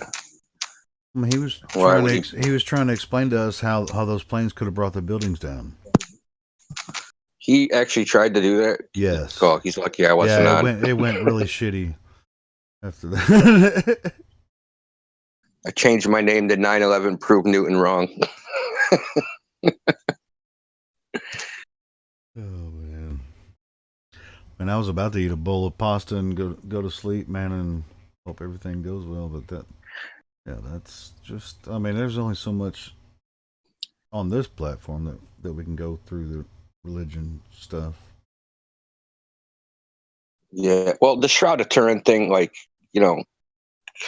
that thing's that's an endless argument. You know what I mean? Yes, I do. I was agreeing and that was disagreeing with that him was on hashed a and lot of rehashed. things. You know, it's just like I don't even want to get into it, man. That's like 30-year-old shit. Like, I mean, why are you still trying to prove that thing is real? I mean, it's impossible at this point. It's contaminated as far as I'm concerned. Yeah.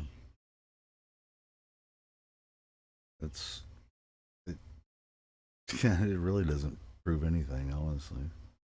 There used to be a video on YouTube, right? Some guy, he went out and he paid like $2,800 to have a scale model made of the World Trade Center, the Twin Towers, and a scale airplane. So it was all to one scale. So the towers were like, I don't know, about 3.5 feet high, but he had a plane to scale.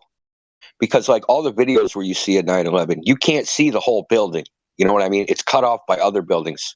So people don't really know from the video, if you haven't been there, how big those towers were.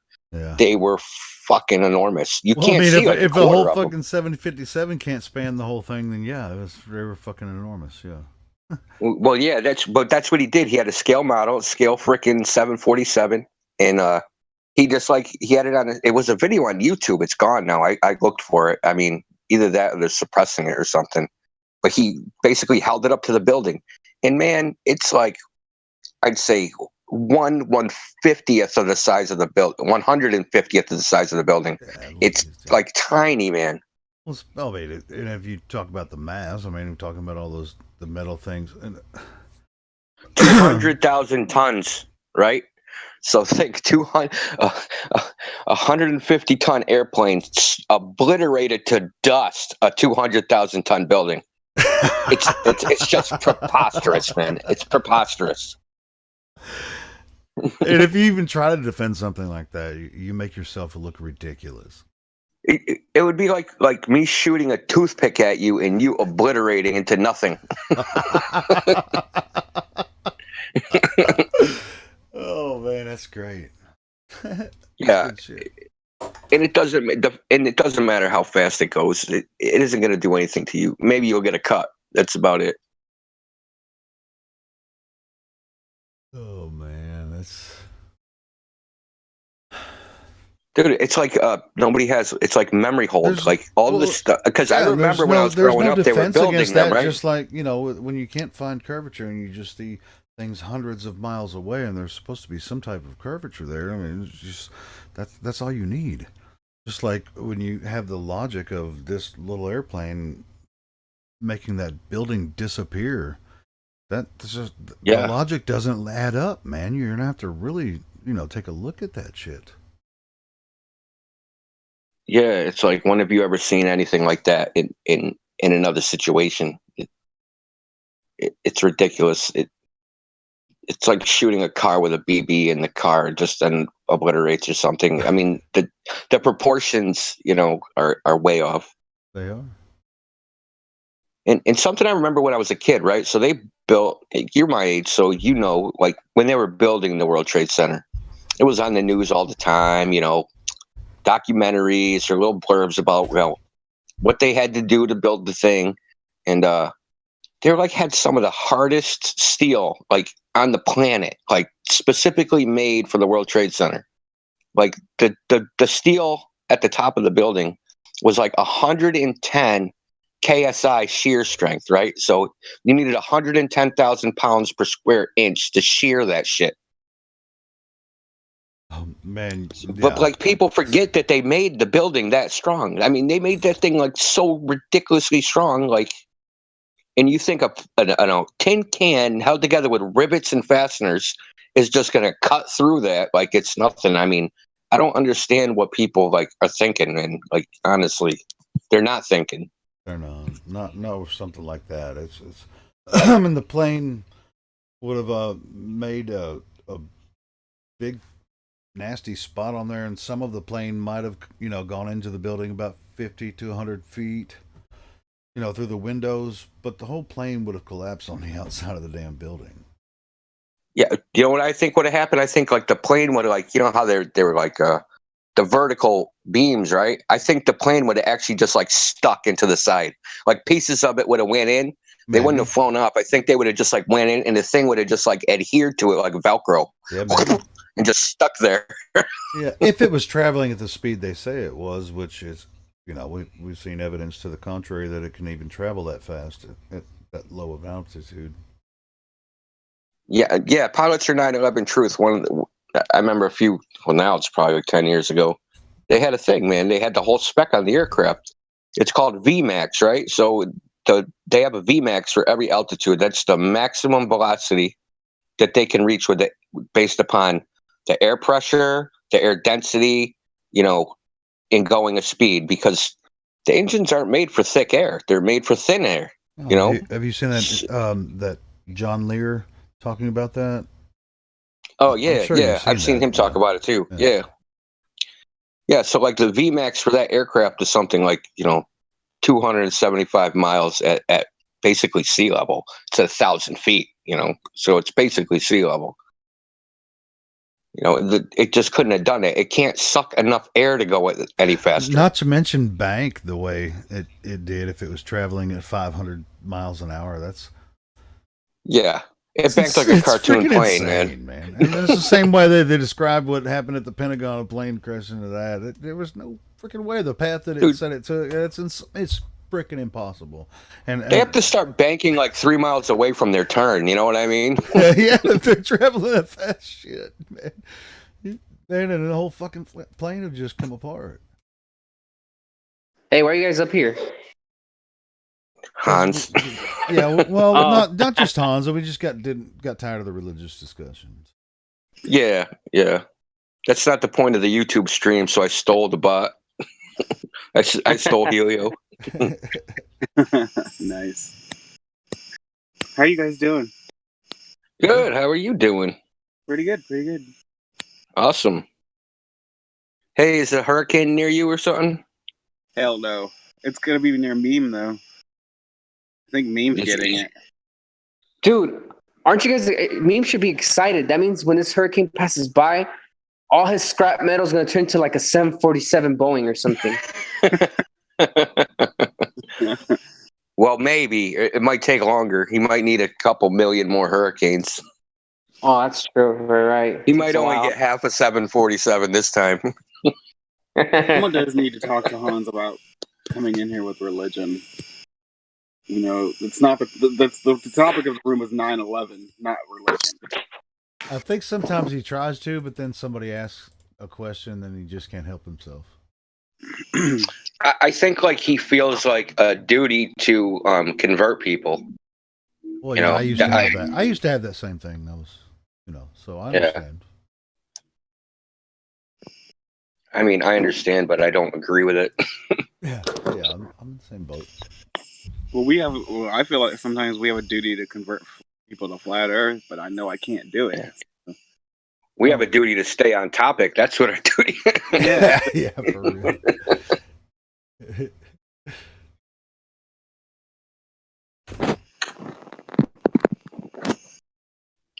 It's just pointless. You're not converting someone on Discord. I mean, I don't think. So should we go back down there and tell Hans to take it to religious discussion? Nah. I don't care. People will just migrate in here. I can wait. I just didn't want that shit going out over the live stream. Yeah, I hear you. I kind of popped out like 20 minutes ago because my girlfriend called, so I don't know. But he was already on a long tangent, and they got kind of boring. When he got to the Shroud of Turin, proving Jesus Christ, died exactly the way the Bible says he died. Oh, the Shroud of Turin. I mean, come on, dude. They've been arguing about that for like 200 years. To even bring up something like that. That conversation's not going to end, I'm telling you. No, it's not going to end in another 200 years. Yeah. Dude, I still can't believe, man, I mean, maybe I shouldn't talk about this right now. I'll talk about it later, but, anyways, kind of forget. Hey, I've been wanting to ask you guys, what do you think of Soundly's stuff? what the fuck is he doing? Because obviously nobody else catches anything like he catches. Nobody in the world. I've never seen any picture like anything he's ever taken. Right? Not from anybody. I can look on Google Images from now to the end of time. I'm not going to see anything like his pictures. So what the hell is he doing? I want to bust that dude. Seriously. Well, Quantum Eraser said a good comment the other day because I guess he lived in Louisiana, I guess, before. And he says that in Louisiana, it's always a globe because of the moisture, the temperature. He said, oh, there's so much refractions right there. He's like, you could literally cut a piece of that atmosphere, take it to your backyard, and that's how much atmosphere there is in Louisiana, like moisture and all that. So you can literally serve it on a plate. Yeah. So it's the perfect condition for refraction, you know? I don't know. Yeah, well, he did a video, and I asked him. I said, "When are we going to get somebody else?" Well, how come nobody can replicate anything you can do? Nobody can, because even if another glober would go down to where he lives and just replicate what he does, then they'd have lots of it. But it's all coming from him. To me, he lost credibility when he claimed to get Earthshine or Moonshine. Yeah, that's garbage. I just want to figure out the camera trick he's doing. Because I know it's a camera trick, or he fucked with his lens, or he fucked with the CCD, or he's like, because listen, you can like mess with the CCD or put in a filter or change the firmware to make it do whatever you want. And you can do it live, and people just think, oh, he's just using a regular camera. He's doing it live. When actually the camera itself is altered. Because he never gives a spec on the camera. Like, what's it? Oh, I have a P900. Okay, yeah, let's see your P900. Let's take some pictures of it. It looks like he's fucking warping the images. I have an idea. How about we get a camera? We'll send it to him, right? And like, we'll make sure that there's some sort of stamp so we know the image comes out. It'll be an XI update or something. So we know what camera it came from. Be like, okay, here's the camera. Take the pictures with this camera. He's doing something. Then they're gonna be like, we fudged that camera. We made it so it could like give flat Earth pictures. Yeah, that's the flat Earth camera. 9/11 proved Newton wrong. That's a good one. Yeah, you like that? Yeah, I'm gonna trigger them. It's like two topics that trigger them into one. I'm gonna put 9/11 disproves Cavendish. It does too. It disproves everything about Newton. Disproves Cavendish. We're almost to 8,000 members. I know. I never thought we'd get this many members. I thought we were gonna max at 4,000. I wonder how many of them are Kosho's alts, though. Yeah, 4,000. Dude, you know, I brought in like with just 2 invites. I at least brought in like 1,600 people. I know you're the man, man. Dude, it's very simple. All you have to go is go to all the main videos of Flat Earth, even the debunked ones, and just drop links. It's that simple. That's all I've done. And I've been using those same 2 links.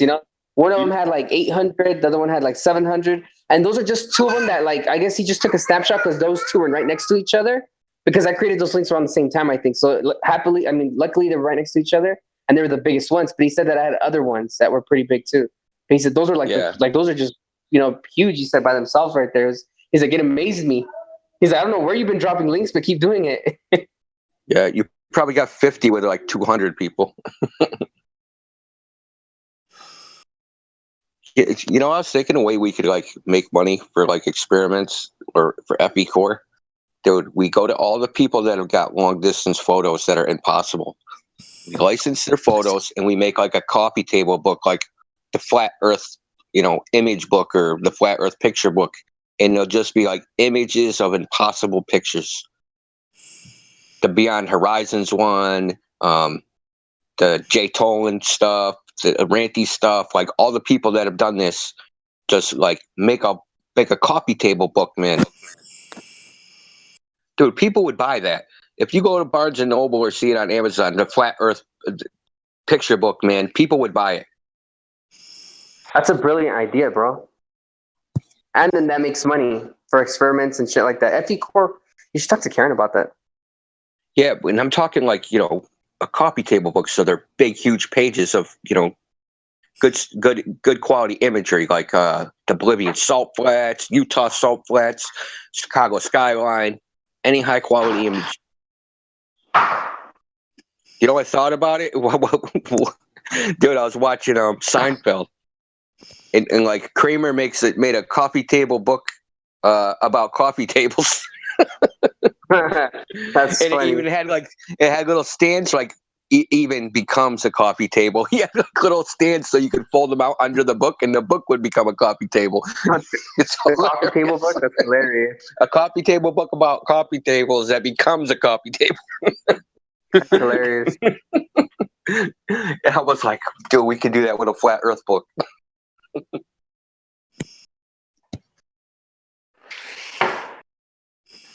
But I mean, I doubt we would have to pay like licensing only from like people that aren't Flat Earthers, like the Beyond Horizons dude, that Mark dude, like what's his name? The guy that runs Beyond Horizons, his name's Mark something.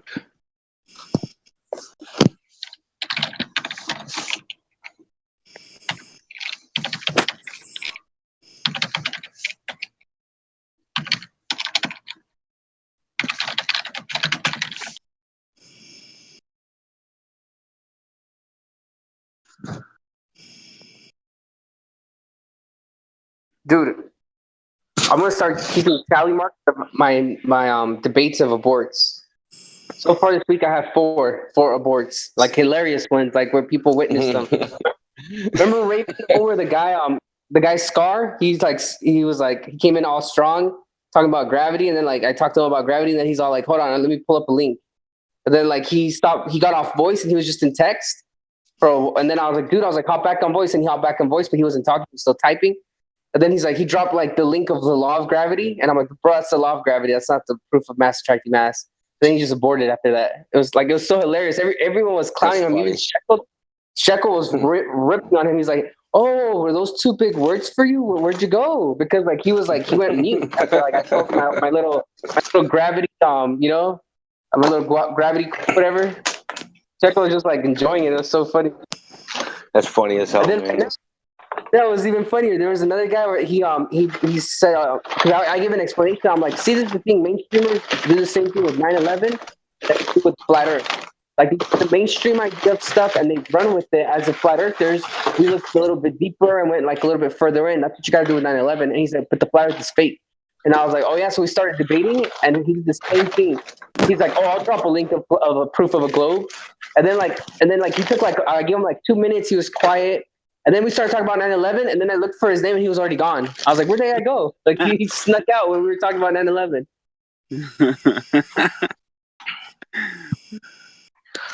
I was like, what happened to that, bro?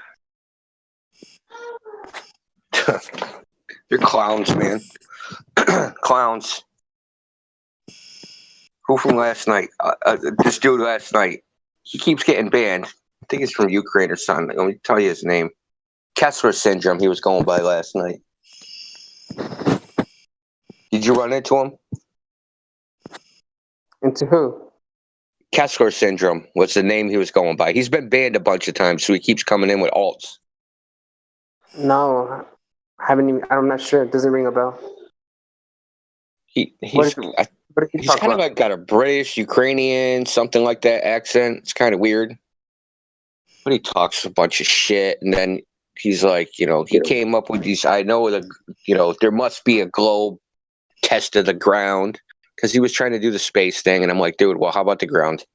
Give me any measurements of the ground. He's like, oh, I got that. No one will ever let me post evidence. So I said, DM it to me. So I get it. Fucking model. A model of comparing like it wasn't even like really sure. It wasn't even a model. It was like a proposed model. Like if we can get some GPS satellite data and compare it to survey data, we could be able to make a model to get what they call orthographic side height, right? So I'm like, dude, there's not a single measurement in this entire document. Right. Then he stopped talking to me. That's funny. He disappeared. He did his vanishing act.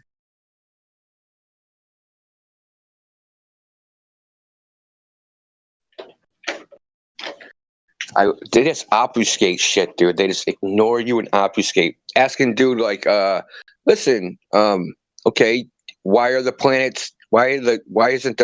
Earth not the only planet, or why is the Earth flat and the other planets are spheres?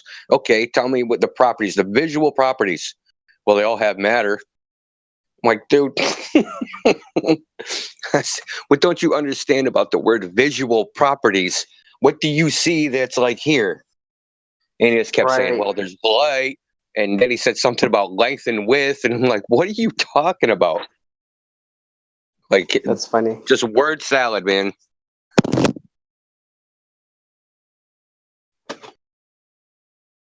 Yeah, that's what happened. Like I told you, I was debating that guy Puppy Lover and Koshos because he just came out of nowhere and started like attacking me. So we were debating, and he was like, all his evidences were like all straw man arguments. And then I'm like, all right, dude. I'm like, I'll shut up if you just give me a measurement of curvature. And he sent me like a video of Slice Sparkane, which I haven't